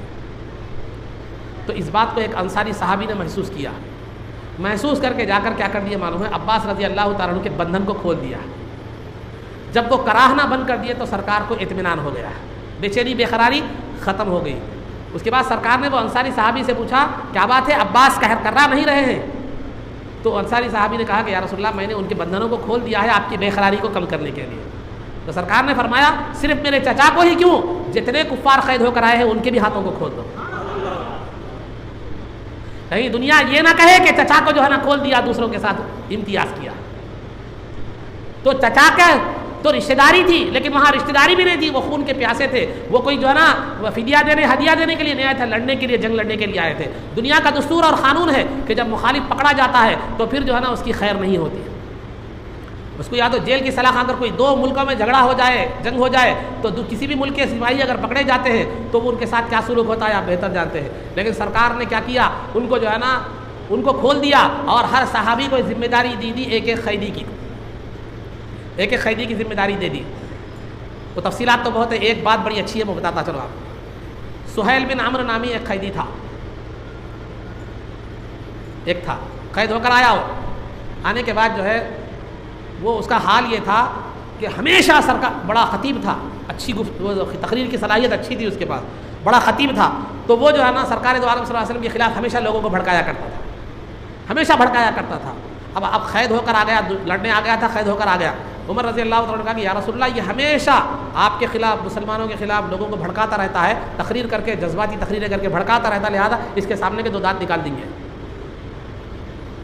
تاکہ پھر یہ بدماشی نہ کرے اور یہ دشمنی، یہ جو ہے نا نفرت نہ پھیلائے. تو سرکار نے فرمایا نہیں، ہو سکتا ہے کہ یہ کل اسلام قبول کرے، ہو سکتا ہے کل یہ اسلام قبول کرے، اللہ اسے توفیق دے. تو لہذا آپ نے اس کے ساتھ وہ معاملہ نہیں فرمایا جو عمر رضی اللہ عنہ کی تجویز تھی. اس کے بعد ہوا کیا؟ بعد میں وہ مسلمان ہو گیا. مسلمان ہونے کے بعد جب سرکار دو عالم صلی اللہ علیہ وسلم کا وصال مبارک ہو گیا، تو وصال ہونے کے بعد جو نئے مسلمان تھے وہ اسلام سے پھرنے کی طرف آ گئے. انہوں نے سوچا کہ اب سرکار ہی ان کا انتقال ہو گیا ہے تو اب اسلام دین کہاں باقی رہے گا، ختم ہو جائے گا اسلام. یہ سوچ کر جو نئے ابھی راسخ العقیدہ جو نہیں تھے، جو مضبوط ایمان والے نہیں تھے، وہ ہلکا ہلکا ایمان سے پھرنے لگے. تو وہی شخص جو اب تک سرکار کی مخالفت میں پرزور تقریریں کر کے دشمن بناتا تھا، آج وہی تقریریں کر کے جن کا ایمان متزلزل ہو رہا تھا ان کو بھٹکنے سے بچا لیا. جن کا ایمان متزلزل ہو رہا تھا ان کو بھٹکنے سے بچا رہا ہے. تو لہذا جو سرکار کے خلاف لوگوں کو بتاتا تھا، آج وہی ایمان والوں کو ڈوبنے کی نیا ڈول رہی تھی تو اس کو جو ہے نا ثابت قدمی عطا کر رہا ہے. یہ سرکار دو عالم صلی اللہ علیہ وسلم کا معاملہ تھا. اور طائف کو تشریف لے گئے. طائف میں آپ پر طرح طرح کا ظلم کیا گیا، پتھر مارے گئے، جسم پورا لہو لہال ہو گیا، خون نکل کر کمزوری سے غشی آ کر بیٹھ جاتے، بے ہوشی کی طاری ہو کر بیٹھ جاتے، اٹھایا جاتا پھر مارا جاتا پتھر. جب طائف سے واپس آئے ان کے ایمان سے مایوس ہو کر، تو ملک الجبال پہاڑوں کا فرشتہ آیا، آ کر عرض کرنے لگا کہ یا رسول اللہ حکم دیجئے، یہ طائف والوں کو پہاڑوں کے بیچ میں ڈال کے پیس دوں گا.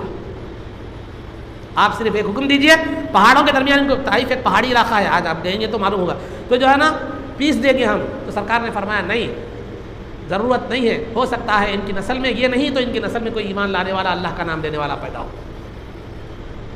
تو الغرض عزیزان محترم، تو عزیز علیہ ما عنتم، سرکار کو کسی کا مشقت میں پڑنا یا کسی کو مشقت میں ڈالنا یہ سرکار کو ناگوار تھا، سرکار کے لیے پسند نہیں تھی. یہ تو سب کے لیے تھا، غیر مسلم، منافق، مسلمانوں کے لیے.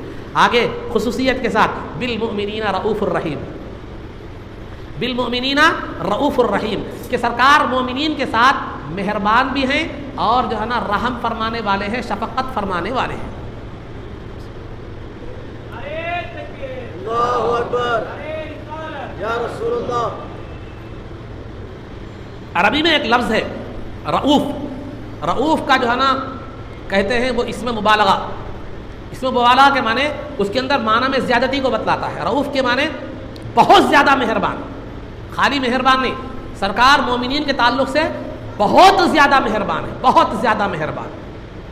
اور رحیم جو ہے نا ایک صفت مشبہ کا صیغہ ہے. صفت مشبہ کا صیغہ بتاتا ہے اس کے اندر جو معنی ہوتے ہیں وہ ہمیشہ پائے جانے کو بتاتا ہے. ہمیشہ پائے معنی، وہ معنی اس کے اندر ہمیشہ پائے جاتے ہیں. مثال کے طور پر میں آپ کو بتاتا کروں، عربی میں ایک لفظ ہے زاربن. بولیے سر، زاربن یہ ایک عام لفظ ہے. زاربن یعنی مارنے والا. مارنے والا، آپ اس کو مارنے والا کب بولیں گے؟ جب تک مار رہا ہے. مارنے والا بولیں گے خاموش رہے تو مارنے والا نہیں بولتے. یہ ایک عارضی معنی پڑ رہا ہے. لیکن وہی حسین، خوبصورت، حسین خوبصورت، یہ ایسے معنی کو بتلاتا ہے کہ وہ خوبصورتی انسان کے اندر ہمیشہ پائی جانے والی چیز ہے، عارضی چیز نہیں ہے. گھنٹے میں خوبصورت، گھنٹے میں بدصورت نہیں رہتا. تو یہ رحیم جو صیغہ ہے عربی میں، یہ جو لفظ ہے، یہ کسی بھی چیز اس کے اندر جو معنی ہوتے ہیں اس کے ہمیشہ پائے جانے کو بتلاتا ہے. تو سرکار رحم فرمانے والے ہیں مومنین پر، شفقت فرمانے والے ہیں، مخصوص وقت میں نہیں، ہمیشہ، زندگی میں بھی، زندگی کے بعد بھی اور حشر میں بھی. ہر وقت سرکار جو ہے نا مومنین کے تعلق سے مہربان بھی ہیں تو حد درجے مہربان ہیں، رحیم بھی ہیں تو وقتیہ نہیں بلکہ ہمیشہ کے لیے مومنین پر مہربان ہے. مومنین پر ہمیشہ کے لیے مہربان ہے. تو مہربانی کی مثالیں کیا ہے، رحمت کی مثال کیا ہے، وہ ایک مثال میں آپ کے سامنے دیتا چلوں. سرکار دو عالم صلی اللہ علیہ وسلم نے اللہ رب العزت سے دعا فرمائی. اللہ رب العزت سے سرکار نے دعا فرمائی کہ اے اللہ میں بھی انسان ہوں، میں بھی ایک انسان ہوں، اگر کبھی کسی مسلمان سے کوئی ایسی حرکت ہو جائے جس سے مجھے غصہ آ جائے، مجھے ناراضگی ہو جائے، اور میں کبھی اس کے حق میں کوئی بری بات کہہ دوں یا کوئی بد دعا دے دوں، یا کوئی بری بات مطلب بد دعا کی شکل میں کوئی بری بات، سرکار تو بد دعا غیروں کو بھی نہیں دیتے تھے، کوئی بری بات اس کے تعلق سے کہہ دوں غصے میں آ کر، کوئی نامناسب بات، نامناسب کا مطلب یہ ہے جو اس کے حق میں اچھی نہ ہو، تو ایسی بات اگر اس کے تعلق سے کہہ دوں تو اے اللہ میری اس غصے میں کہی ہوئی بری بات کو بھی دعا میں تبدیل فرما دے۔ اس سے بڑھ کر کیا ہو؟ خلاصہ سمجھنے کے لیے میں آپ کو بتا رہا ہوں، میری بد دعا کو بھی دعا میں تبدیل فرما دے۔ یہ مومنین کے ساتھ رحم کا معاملہ ہے، میری بد دعا کو بھی دعا میں ان کو جو ہے نا تبدیل فرما دے، اس کو میری الفاظ سے نقصان مت پہنچا۔ یہ مومنین کے ساتھ سرکار کا رحم ہے۔ اور بی بی عائشہ صدیقہ رضی اللہ تعالیٰ عنہ فرماتی ہے کہ سرکار کا کوئی محبوب ترین عمل ہوتا، پسندیدہ عمل ہوتا، سرکار چاہتے کہ اس کو پابندی سے کیا کرے، پابندی سے کیا کرے، لیکن جو ہے نا اس وجہ سے چھوڑ دیتے تھے کہ کہیں میری پابندی کی وجہ سے مسلمانوں پر واجب نہ ہو جائے، کہیں میری پابندی کی وجہ سے مسلمانوں پر واجب نہ ہو جائے۔ اور سرکار نے خود فرمایا لولا ان اشق علی امتی لامرتهم بالسواک عند كل صلاۃ او كما قال علیہ الصلوۃ والسلام، کہ اگر مسواک کے فوائد کے پیش نظر میرا جی چاہتا ہے کہ میں اس کو واجب قرار دوں، مسواک کرنا وضو میں واجب قرار دوں، لیکن میری امت کی مشقت کا خیال آتا ہے کہ اگر واجب ہو جائے امت عمل نہ کرے تو پھر جو ہے نا وہ مصیبت میں پڑ جائے گی، گناہ میں مبتلا ہو جائے گی، اسی لیے میں نے اس کو واجب قرار نہیں دیا امت کی مشقت کا، امت کو گناہ میں پڑنے سے بچانے کے لیے۔ اسی طرح تراویح بھی سرکار جو عالم صلی اللہ علیہ وسلم نے 2 دن جماعت کے ساتھ، 2 یا 3 دن جماعت کے ساتھ پڑھے، اس کے بعد سرکار جو ہے نا مسجد میں تشریف لائے، گھر میں تراویح پڑھ لیے۔ کیوں؟ اس کی وجہ بھی یہی بتائی جاتی ہے کہ اگر سرکار پابندی سے تراویح اگر پڑھ لیتے جماعت کے ساتھ 20 رکعت تو وہ واجب ہو جاتی، اگر تراویح واجب ہوتی تو آج کیا ہوتا، وہ آپ میرے سے زیادہ بہتر جاتے، آج کیا ہوتا، وہ آپ میرے سے زیادہ کیا ہے من بہتر جاتے۔ ہم تو صرف کبھی 10 پڑھ کے نکل جا رہے ہیں، کبھی 6 شبی شبینہ پڑھ کے نکل جا رہے ہیں، کبھی 1 شبی شبینہ پہ کام چلا لے رہے ہیں، تو کیا ہونا 10 بولے تو 20 دن کا واجب چھوٹ گیا، 6 شبی شبینہ بولے تو تقریباً 27 دن کا، 26 سے 27 دن کا واجب چھوٹ گیا، 1 شبی شبینہ بولے تو تقریباً 29 دن یا 28 دن کا واجب چھوٹ گیا۔ تو یہ سرکار کی مہربانی ہے کہ آپ نے سرکار تراویح پر پابندی اس لیے نہیں فرمائی کہ جو ہے نا کہیں واجب نہ ہو جائے آپ پر۔ اور مشقت کا جو ہے نا محبت کا عالم یہ ہوتا کہ نماز کی حالت میں ہوتے، اور اگر کوئی بچہ رونے لگتا تو سرکار نماز مختصر فرما دیا کرتے، اور ماں سے کہتے کہ بچے کو خاموش بٹھا دو، بچے کو خاموش بٹھا دو۔ اور یہ قرآن کریم کی آیت آپ نے مقررین اکرام سے سنی ہوگی، وَلَسَوْفَ يُعْطِيكَ رَبُّكَ فَتَرْضَىٰ، ہم جو ہے نا عنقریب آپ کو اتنا کچھ عطا کریں گے کہ آپ راضی ہو جائیں گے۔ یہ آیت کا شان نزول اس کی وجہ کیا ہے؟ سرکار دو عالم صلی اللہ علیہ وسلم ایک مرتبہ امت کے تعلق سے اللہ تعالیٰ سے امت کی شفاعت کے لیے دعا مانگنے لگے، امت کی شفاعت کے لیے دعا مانگنے لگے، تو اللہ نے یہ قرآن کی آیت، اللہ نے یہ فرمایا کہ ہم امت کی شفاعت کے معاملے میں ہم آپ کو راضی کر دیں گے۔ اللہ نے وہی فرمائی، امت کی شفاعت اور بخشش کے معاملے میں ہم آپ کو کیا کر دیں گے، راضی کر دیں گے۔ یہ جواب ملا، پھر یہ آیت نازل ہوئی، وَلَسَوْفَ يُعْطِيكَ رَبُّكَ فَتَرْضَىٰ، کہ ان قریب آپ کو آپ کا رب اتنا کچھ عطا کرے گا کہ آپ راضی ہو جائیں گے۔ تو جب یہ آیت نازل ہوئی تو سرکار نے صحابہ سے فرمایا میں اس وقت تک راضی نہیں ہوں گا جب تک کہ میرا ایک امتی بھی جہنم میں رہے، میں اس وقت تک راضی نہیں ہوں گا جب تک کہ میرا ایک امتی بھی اگر جہنم میں ہے تو میں اللہ سے راضی نہیں ہوں گا۔ اللہ سے راضی نہیں ہوں گا مطلب یہ جو ہے نا میں راضی نہیں ہوں گا، بس برابر اللہ کی بارگاہ میں اصرار کرتا رہوں گا، برابر اللہ کی بارگاہ میں دعا کرتا رہوں گا، بخشش طلب کرتا رہوں گا، اس وقت تک نہیں سنوں گا۔ راضی نہیں ہوں گا مطلب اس وقت تک نہیں سنوں گا۔ یہ جذبہ ہے سرکار دو عالم صلی اللہ علیہ وسلم کا امت کے تعلق سے، امت کے تعلق سے۔ جب ابھی بہت سی 20 مثالیں ہیں، لیکن چونکہ وقت بہت زیادہ ہو چکا ہے اس لیے میں اپنی گفتگو کو اختتام کی طرف لا رہا ہوں۔ تو ایسے محبت والے رسول، ایسے عظمت والے رسول، ایسی عظمت والی ہستی اللہ نے ہمیں دی ہے، نہ یہود و نصارہ کو دی۔ یہود و نصارہ کو تو افسوس یہی تھا نا کہ سرکار ہمارے پاس تشریف نہیں لائے، ان کو نہیں آنے کا افسوس ہے، ہمیں آنے کی قدر نہیں ہے، ان کو نہیں آنے کا افسوس ہے۔ یہودیوں اور عیسائیوں کی مسلمانوں سے دشمنی کی ایک وجہ یہ بھی ہے کہ وہ سمجھتے تھے کہ جو ہے نا سرکار نبی آخر الزماں بنی اسرائیل میں آئیں گے، لیکن سرکار بنی اسماعیل میں آ گئے۔ بنی اسماعیل کیا مطلب؟ ابراہیم علیہ السلام کے 2 فرزند ہیں، اسحاق علیہ السلام، اسماعیل علیہ السلام۔ اسحاق علیہ السلام کی اولاد میں یعقوب علیہ السلام ہے، یعقوب علیہ السلام کی اولاد کو بنی اسرائیل کہتے ہیں. تو اسحاق علیہ السلام کی اولاد میں تقریباً 1000 انبیاء آ گئے، لیکن اسماعیل علیہ السلام کی اولاد میں کوئی نبی نہیں آئے سوائے سرکار کے. تو یہود و نصارہ کو یہی خواہش تھی، یہی سمجھتے تھے کہ وہ بنی اسرائیل میں سرکار تشریف لائیں گے، آخری نبی بھی بنی اسرائیل میں آئیں گے. لیکن اللہ نے آخری نبی کی سعادت بنی اسماعیل کو عطا فرمائی. اور جس طرح سرکار اپنے فضائل میں لا شریک لہ ہے، یعنی اپنے فضائل میں اپنا شریک نہیں رکھتے، اپنا ثانی نہیں رکھتے، اپنے کمالات میں اپنا ثانی نہیں رکھتے، اپنی نبوت میں بھی اپنا ثانی نہیں رکھتے، کیونکہ جس نبی کی اولاد میں آپ تشریف لائے اس میں کوئی نبی نہیں تھا سوائے سرکار دو عالم صلی اللہ علیہ وسلم. اور جن والدین کے اوپر آپ پیدا ہوئے وہاں کوئی اولاد نہیں تھی سوائے سرکار دو عالم صلی اللہ علیہ وسلم. ہر جگہ تنہا نظر آ رہے ہیں کیونکہ آپ کا کوئی شریک نہیں تھا، نہ محاسن میں، نہ خوبیوں میں، نہ کمالات میں، نہ نبوت میں، نہ مراتب میں، نہ محبوبیت میں، نہ خاتمیت میں، نہ کسی بھی معاملے میں آپ کا کوئی ثانی نہیں ہے. اب تو لہذا کتنا صدمہ تھا یہود و نصارہ کو. میں آپ کو اس کی ایک مثال بتاتا چلوں.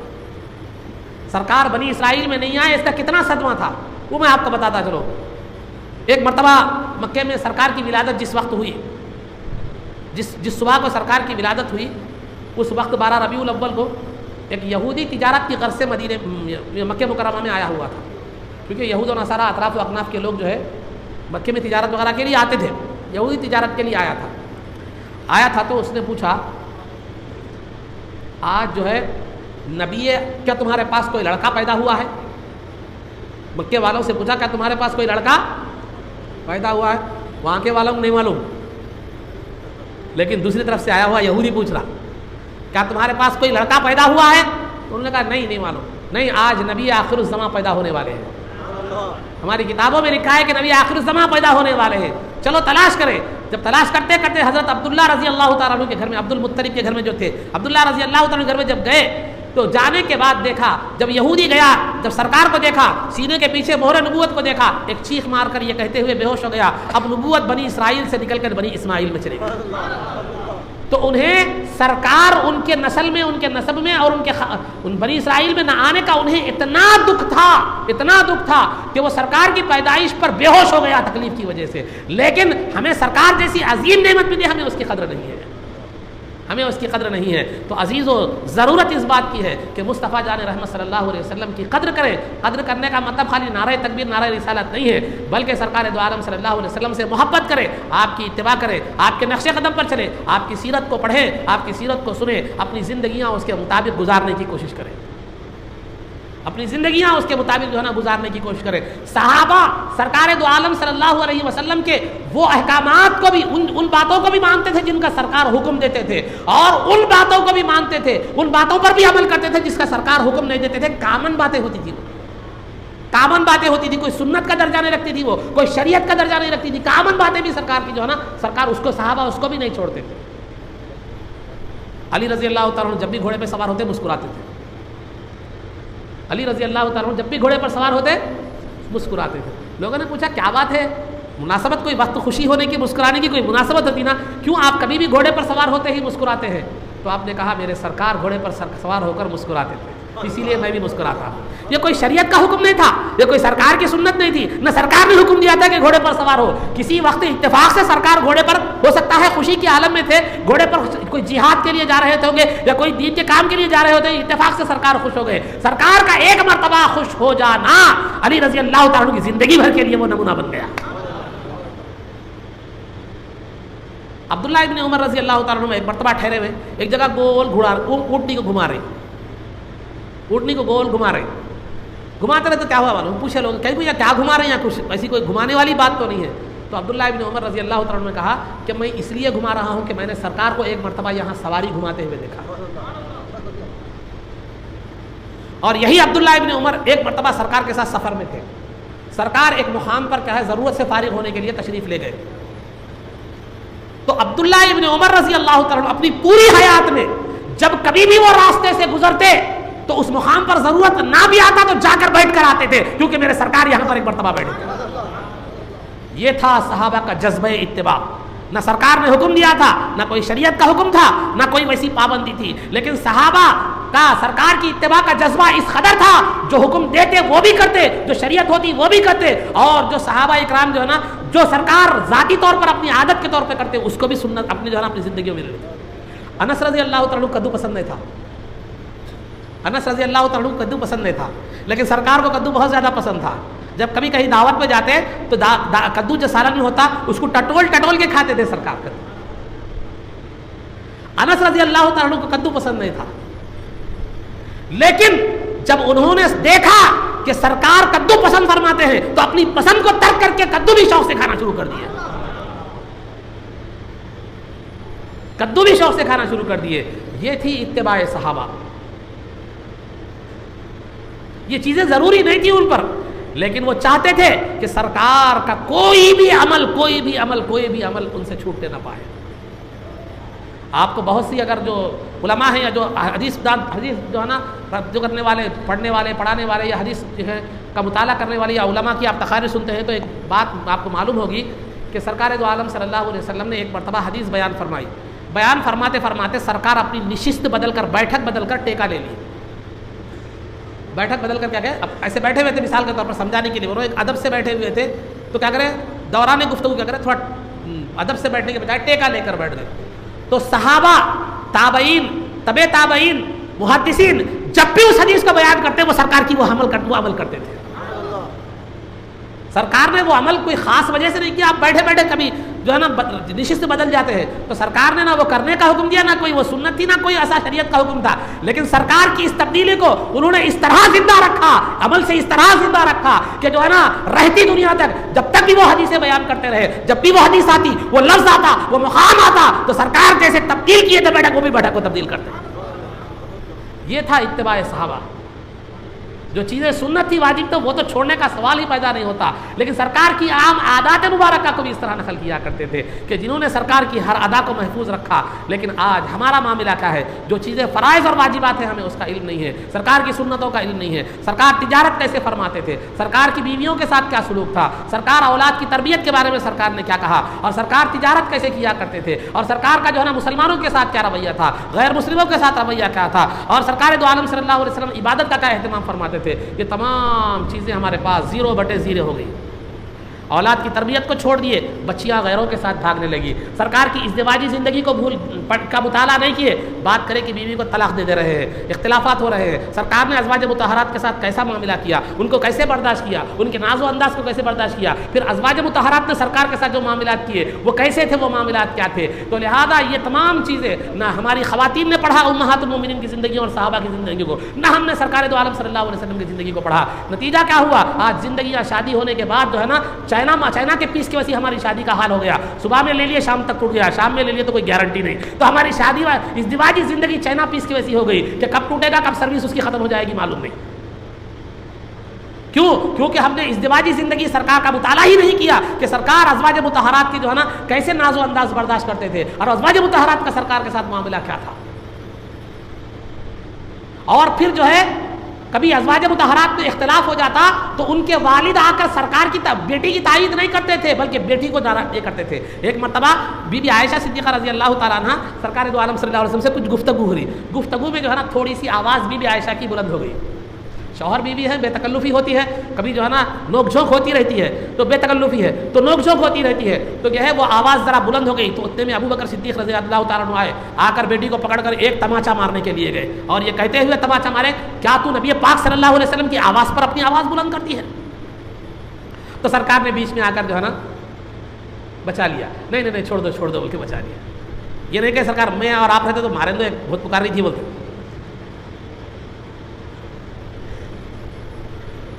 تو سرکار نے ان کو والد گرامی کے تھپڑ سے بچا لیا. تو سرکار دو عالم صلی اللہ علیہ وسلم ازواج مطہرات کی جو ہے کے ساتھ کیا آپ کا معاملہ تھا، کیا معاملہ تھا. کبھی مکان میں ریس لگاتے تھے، جان بوجھ کر پیچھے ہو جایا کرتے تھے تاکہ وہ خوش ہو جائے جیت کر. آج ہے ہمارے پاس سرکار کی مطالعہ ہے زندگی کا، مطالعہ ہے سرکار کی. نہ ہم سرکار کے جیسے، نہ تجارت میں سرکار کا نمونہ ہے، نہ ازدواجی زندگی میں سرکار کا نمونہ ہے، نہ عبادت میں سرکار کا نمونہ ہے، نہ شریعت میں سرکار کا نمونہ ہے، نہ طریقت میں سرکار کا نمونہ ہے، بلکہ سرکار کے بھیجنے کا مقصد ہی نمونہ بنانا تھا. سرکار کے بھیجنے کے مقصد کو ہی ہم نے کیا کر دیا، بھلا دیا. تو پھر نتیجہ کیا ہوگا؟ پھر نتیجہ وہی ہوگا، دنیا میں ذلیل ذلت اور رسوائی، دنیا میں ذلت اور رسوائی ہوگی ہماری. تو لہٰذا آج ضرورت ہے اس بات کی کہ سرکار کی سیرت کا مطالعہ کیجیے. مطالعہ نہیں ہو سکتا, آج ایک فیشن بن گیا کہ آپ بھی بولتے ہیں اردو نہیں آتی, اردو نہیں آتی, کیا سمجھ رہے ہو؟ تو فیشن کی بات سمجھ رہے. وہی اردو نہیں آتی بولنے والے کو انگلش پوچھو, انگلش بھی نہیں آتی. چلو بھائی انگلش اچھی آتی بول کے اردو نہیں آتی برابر ہے تو بات. میں پورے ویسے نہیں رہتے, ایک کا دکا نکل جاتے بھی سمجھیے. نہیں میرے کو اردو نہیں آتی بول کے ایسا ناک چڑھا کے بولتا اردو نہیں آتی میرے کو, اردو نہیں آتی. رہا بھائی ٹھیک ہے انگلش میں یہ پڑھیے بولے تو وہ بھی نہیں آتا. تو سنیے, روزانہ زندگی میں آپ کو یہ دنیا میں پیدا ہوئے, اسکول میں شریک ہوئے, تعلیم ہوتے ہی نوکری کے لیے لگ گئے, نوکری ملنے کے بعد شادی کر لیے, شادی کرنے کے بعد بچے پیدا ہو گئے, بچوں کو اسکول کو چھوڑنا, لانا, پکانا, یا عورتیں جو ہے نا پکانا, یہ وہ سب جو ہے نا خالی زندگی پوری گزر گئی. لیکن مسلمان کو صرف یہ زندگی نہیں, دو زندگیاں ہیں, ایک دنیا کی زندگی, ایک آخرت کی زندگی. اور یہ دنیا کی زندگی کے ساتھ ساتھ ہمیں آخرت کی زندگی کو بھی لے کر چلنا ہے. ارے آخرت کی زندگی ہے, آخری عمر میں کریں گے یہ مطلب نہیں ہے. ہمارا تصور کیا ہو گیا, زندگی بھر دنیا کی زندگی کرو, آخری عمر میں گھٹنے میں بیٹھے وقت بیٹھ کے نماز پڑھنے ٹھہر کے نہیں آ رہا, سب آخری عمر میں آخرت کے واسطے کام پورے جتنے بھی کر رہے ہیں وہ آخری عمر میں کرنا نہیں. آپ کو دنیا کے ساتھ ساتھ آخرت کی زندگی بھی یہ کرنا ہے. اور ہمیشہ جہاں دین و دنیا ٹکرا جائے تو دنیا کو چھوڑ دینا ہے, دنیا کو ترک کرنا ہے, آخرت کو ترجیح دینا ہے. کیوں؟ کیونکہ یہ عارضی زندگی ہے, یہ ہمیشہ رہنے والی زندگی ہے. تو آپ نوکری بھی کر رہے ہیں, تعلیم بھی حاصل کر رہے ہیں, جہاں دنیاوی تعلیم حاصل کرتے ہیں وہ قرآن کی تلاوت, ضروری معلومات, سرکار کی سیرت, یہ بھی کیا کیجیے آپ سیکھیے. نوکری کر رہے ہیں تو آپ کی جو ہے نا ذمہ داریاں کیا ہے نوکری کے تعلق سے, اسلام نے کیا احکامات دیے. تجارت کر رہے ہیں تو کیا چیزیں ہیں, شادی ہونے کے بعد بیوی کے ساتھ آپ کے معاملات کیا ہونا چاہیے, بچوں کے ساتھ آپ کی تربیت کے معاملات کیا ہونا چاہیے, ماں باپ کے ساتھ آپ کے معاملات کیا ہونا چاہیے, بھائی بہنوں کے ساتھ آپ کے معاملات کیا ہونا چاہیے. اسی طرح عورتوں کا شوہر کے ساتھ معاملات کیا ہونا چاہیے, ساس اور خسر کے تعلق سے کیا معاملات ہونا چاہیے, نندوں کے ساتھ اور نندوں کا بھاوجوں کے ساتھ کیا معاملہ ہونا چاہیے. یہ سب سرکار دو عالم صلی اللہ علیہ وسلم کی زندگی میں موجود ہے. ہم نے پورا بھلا دیا. کلمہ بھی یاد رہے تو مشکل ہے, ویسا ہو گیا ہمارا حساب. 5 کلمے تو یاد نہیں ہے, میں گارنٹی دے رہا ہوں. برا مت سمجھیے گا, برا مت سمجھیے. اگر اٹھا کے پوچھوں یہاں جتنے لوگ ہیں اس میں سے 90% لوگ میرے کو یقین ہے 5 کلمے نہیں سنا سکتے. ہاں ہو سکتا ہے جو ہے نا ایک 70-80% لا الہ الا اللہ محمد رسول اللہ پڑھ سکیں گے. کلمہ جو بنیاد ہے, ABCD کا درجہ ہے. آپ ABCD نہیں آئے اور خواب دیکھ رہے ہیں پروفیسر. یہ شیخ چلی ہے, شیخ چلی کا واقعہ معلوم, آخری بات رکھتے ہو. شیخ چلی وہ تو خواباں دیکھتا تھا خالی. خیر یہ واقعے کو مختلف انداز میں بیان کیا گیا, میں کوئی دلیل کے طور پر نہیں, مثال کے طور پر بات کروں. مثال کے طور پر یہ واقعے کو پیش کروں. شیخ چلی کیا کر رہا, انڈے لے کے جا رہا. اب خواب دیکھنا شروع کر دیا, یہ انڈے لے جاؤں گا, اس کے بعد مرغی کو بٹھاؤں گا, بچے نکلیں گے, پھر وہ بچے انڈے دیں گے, پھر ان کے انڈے بٹھاؤں گا, پھر بچے نکلیں گے. اس طرح میرے گھر میں بڑے مرغیاں, ایک فارم بن جائے گا مرغیوں کا. یہ سوچتے سوچتے جا رہا, سامنے پتھر آ گیا, اوندے گر گیا, انڈے پورے پھٹ گئے. تو ہمارا معاملہ بھی ایسی ہے, ابھی کچھ بھی کیا بھی نہیں ہوا, خالی کلمہ پڑھے, نہ وضو کا معلوم, نہ طہارت کا معلوم, نہ غسل کا معلوم. خواباں کس کے دیکھ رہے ہیں, میں عاشق رسول ہوں, جنتی ہوں, پلاٹ میرا بک ہے. میں غوث پاک کا غلام ہوں جو ہے نا, میں جنت میں میرا پلاٹ بک ہے. نہ غوث پاک کے بھیجنے کا مقصد ہم نے ادا کیا, نہ رسول پاک صلی اللہ علیہ وسلم کے بھیجنے کا مقصد ہم نے ادا کیا. کل غوث پاک پوچھیں گے, بڑے میرا دعویٰ کرتا تھا, میرا مرید ہونے کا, میرا غلام ہونے کا, میرا وہ ہونے کا دعویٰ کرتا تھا. میں نے جو تعلیمات دی ہیں ان میں سے ایک تعلیم تجھے عمل کرنا تو دور کی بات, بتا سنا. عمل تو دور کی بات ہے, چھوڑ دے. ایک تعلیمات, میری تعلیم میں سے ایک تعلیم تجھے یاد ہے کیا؟ جب کیا جواب دیں گے؟ تو انبیاء کا مقصد ہو, اولیاء کا مقصد ہو, یہ کس کے لیے بھیجا گیا؟ یہ نعرہ تکبیر, نعرہ رسالت, نعرہ غوث کے لیے ان لوگوں کو نہیں بھیجا گیا. ان کی زندگی کا بھیجنے کا اصل مقصد کیا ہے؟ ان کو سامنے رکھ کر اپنی زندگی کی تعمیر کریں. ان کو سامنے رکھ کر اپنی زندگی کی تعمیر کریں, اپنی زندگی کو بنائیں, اپنی زندگی میں جگہ دیں. 2 کاریگر تھے,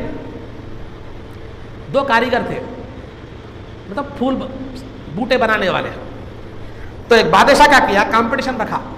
2 مشہور کاریگر تھے. بادشاہ کیا کیا, کمپٹیشن رکھا. کیا کمپٹیشن رکھا؟ دونوں میں جو اچھا ڈیزائن بنائے گا اس کو انعام دوں گا بول کے. دونوں میں جو اچھا ڈیزائن بنائے گا اس کو میں کیا کروں گا, انعام دوں گا بول. ایک 2 دیواریں رکھ دی گئی ان کے لیے, دیوار جو بھی ہو سکتی تھی, پتھر 2 پتھر رکھ دیے گئے, اور اس کے درمیان پردہ رکھ دیا گیا. اتنے دن کی مہلت دے دی گئی. اتنے دن میں کیا کروں گا میں, ایک مثال کے طور پر 1 ہفتے کے بعد میں آؤں گا, آ کر تمہارے کاریگری کا نمونہ دیکھوں گا. ایک کاریگر کیا کرنے لگا, بڑے پھول بوٹے وغیرہ زبردست ڈیزائن اتارنے لگا. اب دوسرا کاریگر کیا ہوشیاری کرا, وہ جو پتھر تھا خالی اس کو صاف کرنے لگ رہا.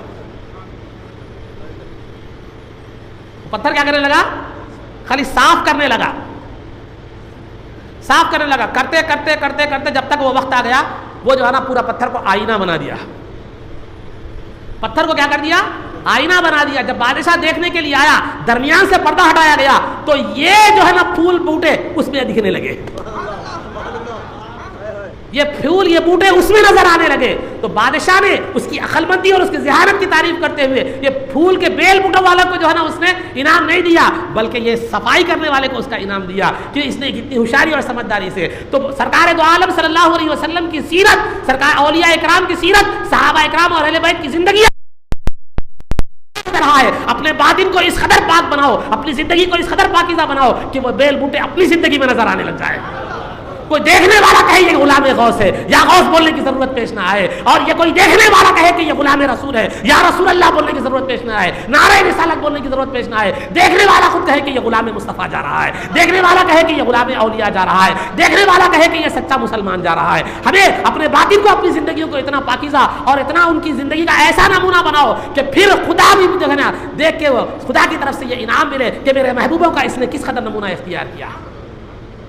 آخری بات بولتے ہوئے اپنی گفتگو کو سمیٹ لیتا ہوں۔ میں نے اس سے پہلے بھی کئی مرتبہ یہ بات کہی ہے، موقع اور محل کے لحاظ سے بتا رہا ہوں کہ عبداللہ شاہ صاحب قبلہ رحمۃ اللہ تعالیٰ علیہ کی طرف اس بات کو منسوب کیا جاتا ہے، لیکن جو ہے نا میں نے پڑھا نہیں لیکن سنا ہے۔ خیر سنو یا نہ پڑھو، یہ دلیل کے طور پر نہیں، مثال کے طور پر پیش کر رہا ہوں جو حقیقت پر مبنی ہے، جو حقیقت پر مبنی ہے۔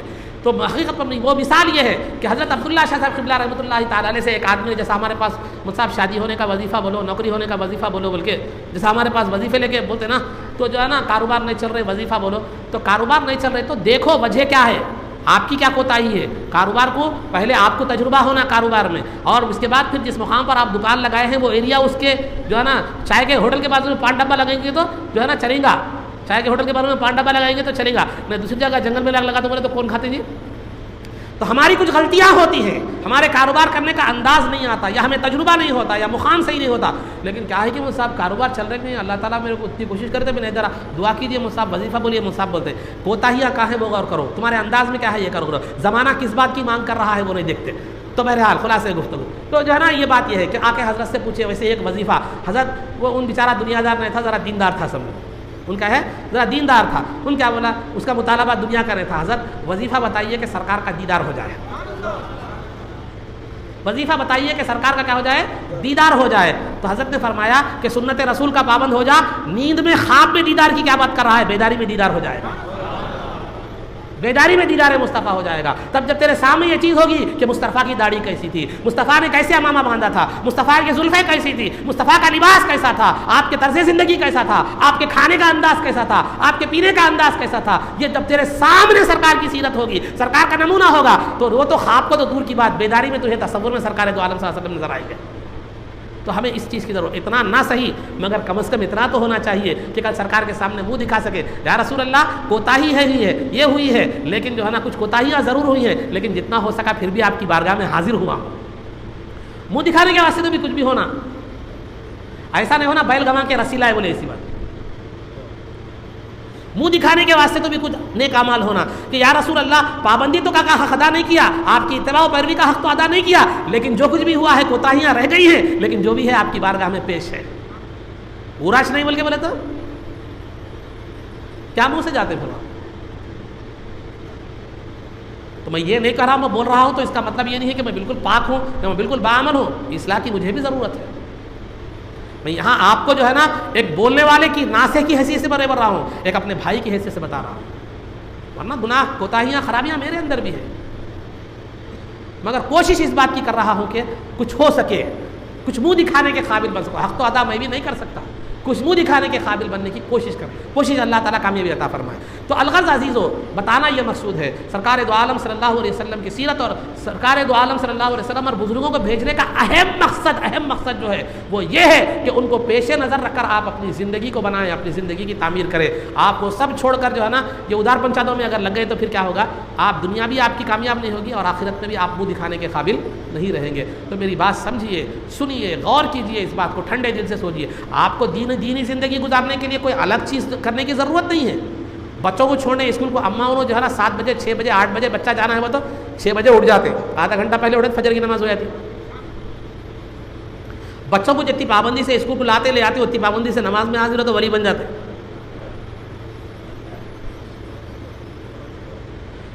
بچوں کے لیے جتنی دوڑ دھوپ کرتے ہیں اور جو ہے نا بیوی کے لیے جتنی بیوی کی ایک فرمائش ہے جی آپ کے ویڈنگ اینیورسری آ رہی میرے کو 1 تولہ سونا ہونا تو ٹھیک ہے جو ہے نا اس کے لیے آپ دوڑ دھوپ کریں گے خرچہ لیں گے کچھ بھی لیں گے ختم جو ہے نا ویڈنگ اینیورسری پہ جو ہے نا شادی کی سالگرہ پر بیوی محترمہ کو دینا ہی دینا ہے. نہیں تو دوسرے دن سے کیا ہو جاتا ہے غیر محسوس ہڑتال شروع ہو جاتی. کھانا تو چاول تو کچے ہو جاتے سالن میں مرچی تو زیادہ ہو جاتی یا جو ہے نا اب اس کے بعد اپنی مرضی کے مطابق کھانے انہیں نہیں پکنا شروع ہوتے. تو بہرحال عزیزان محترم اب میڈم کو راضی رکھنا ہے گھر سکون جہنم نہیں بننا ہے اور تو پھر وہ تو کرنا پڑتا.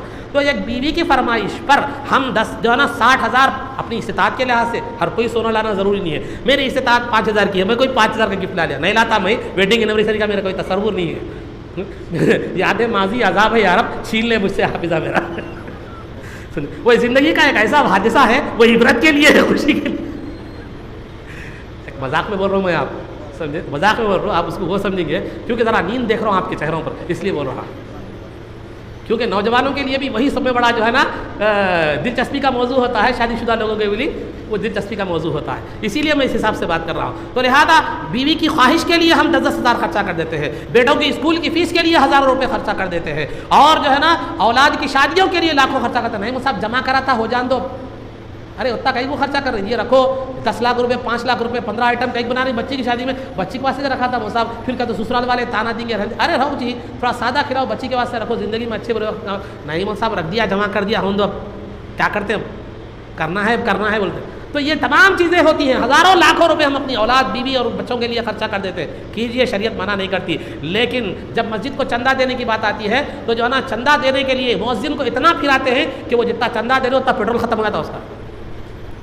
زکات دینے کی بات آتی ہے تو قربانی دینے کی بات آتی ہے تو سب میں کم حصہ کون سے مدرسے میں ہے دیتے ہیں. ان چھوٹا کاٹو بڑا کاٹو مطلب نہیں ہے وہ صاحب ذمہ دار آپ کی بھی ذمہ داری ہے دیکھنا جانو. زکات کی بات آئی تو اماں اتنی زکات دینا تھوڑی دیں گے خیرات زکات کے معاملے میں. تو اللہ کے حقوق کے معاملے میں جب ہمارا یہ معاملہ ہو اور جو ہے نا دین کی راہ میں خرچ کرنے کے معاملے میں ہمارا یہ معاملہ ہو اور پھر بیوی بچوں اور دنیا کی پوزیشن کے لیے ہم یہ خرچ کرتے ہیں تو پھر ہم کیا تصور کریں کہ اللہ کی مدد آئے گی اللہ کی رحمت آئے گی ہم کامیاب و کامران ہوں گے دنیا میں سرخرور ہوں گے اور معمولی غیروں کو راضی کرنے کے لیے مشرکانہ اعمال کر رہے ہیں. آپ اسلام پر رہتے ہوئے اسلام کے دائرے میں رہتے ہوئے ہر ایک کے ساتھ حسن سلوک کیجیے خواہ وہ مسلمان ہو یا غیر مسلم ہو. غریب ہے مدد کیجیے اس کی بھوکا ہے کھانا کھلائیے ننگا ہے کپڑے پہنائیے مظلوم ہے اس کی تائید میں کھڑے رہیے کوئی بھی ہو. لیکن جو ہے نا اس کا مطلب یہ نہیں ہے کہ آپ دائرہ اسلام سے خارج ہو کر مشرکانہ اعمال میں جو ہے نا چلے جائیں. میں اشارہ دے رہا ہوں آج فیس بک پہ ویڈیوز بھی موجود ہیں تازہ ویڈیوز آپ کو اشارہ دے رہا ہوں. تو ہم پہلے اسلام کی دہلیز کو ہے اگلنے کی کوشش کرتے دوسروں کو راضی کرنے کے لیے. ارے قرآن کہتا ہے اللہ و رسولہ احق ان یرضوہ اللہ اور اس کے رسول ان کو راضی کرنے کے زیادہ حقدار ہے دنیا کے رشتے اور دنیا کے لوگ نہیں. ایک مسلمان ناراض ہو گیا فکر نہیں بھائی ناراض ہو گیا فکر نہیں بہنیں ناراض ہو گئی فکر نہیں بیوی ماں باپ ناراض ہو گئے فکر نہیں. غیر ناراض نہیں ہونا. کہیں کوئی اسلام بھائی چارگی کا حکم دیتا ہے بھائی چارگی کو تم نے سمجھا ہی نہیں. شریعت کا اسلام کا دین کا لبادہ اوڑھ کر جانا یہ غلط ہے. اسلام مسلمان رہتے ہوئے اسلامی تعلیمات میں ہر جیسا میں نے ابھی بتایا سرکار کو مسلمان کا مشقت میں پڑھنا بھی برداشت نہیں ہوتا غیر مسلم کا بھی تو بحیثیت انسان ہر ایک کے ساتھ آپ کو حسن سلوک کرنے کا سرکار جو ہے نا شریعت حکم دیتی ہے. اس کا مطلب یہ نہیں کہ آپ شریعت کے خلاف شریعت کو جو ہے نا ٹھوکر مار کے شریعت کا لبادہ اوڑھ کر جو ہے نا جو مشرکانہ اعمال کرنے کے لیے چلے جائیں. یہ اجازت شریعت میں نہیں ہے. یہ بھائی چارگی نہیں ہوتی اسلام میں. یہ اخلاق نہیں ہے. یہ بزدلی ہے ڈرپوک ہے. تو الغرض عزیزان محترم میرا بتانے کا مقصد آپ کو کوئی جو ہے نا نفرت پیدا کرنا یا جو ہے نا جذبات میں لانا نہیں ہے بلکہ میں بتا رہا ہوں سب سے پہلے ہمیں سرکار کی سیرت کو اپنانا ہے شریعت کے مطابق زندگی گزارنا ہے. سرکار جب جوان ہوئے تو ماحول کیسا تھا ہر طرف شراب عام تھی ہر طرف زنا عام تھا ہر طرف لڑائی جھگڑا اور قتل و غارت گری عام تھی. لیکن ویسی پرآشوب ماحول میں بھی سرکار دو عالم صلی اللہ علیہ وسلم کی جوانی کبھی کسی غلط چیز سے داغدار نہیں ہوئی. اس میں نمونہ ہے نوجوانوں کے لیے. تمہارے کالج کا ماحول غلط ہوگا تمہارے دوستوں کا ماحول غلط ہوگا پہلے تو ایسا ماحول اختیار کرنا ہی نہیں ہے. ہوگا بھی تو لہٰذا تمہیں ان کے راستے پر نہیں چلنا ہے بلکہ اپنے دامن کو داغدار ہونے سے بچانا ہے. برے ماحول میں ایسے ہی رہو جیسے پانی میں تیل کا خطرہ ہوتا ہے. وہ ہوتا تو پانی میں ہے لیکن پانی کو قبول. تو تو الغرض عزیزان محترم یہ چند باتیں تھیں، یہ چند گزارشات تھیں جو آپ کے سامنے جو ہے نا رکھی گئی. امید ہے کہ اللہ رب العزت ہمیں عمل کی توفیق عطا فرمائے، جو کچھ بھی کہا گیا اس پر عمل کی توفیق رفیق عطا فرما، عزت و عافیت کی زندگی دے اور ایمان پر ہمارا خاتمہ فرما، رسول پاک صلی اللہ علیہ وسلم کے قدموں میں ہمارا حشر فرما، آپ کی شفاعت عظمیٰ سے ہم کو بہرور فرما، آپ کے دست مبارک سے جام کوثر پینا نصیب فرما، جنت میں آپ کی غلامی معیت و رفاقت نصیب فرما. صلی اللہ تعالی وسلم علی خیر خلقہ سیدنا محمد و آلہ و صحبہ اجمعین برحمتک یا ارحم الراحمین والحمد للہ رب العالمین.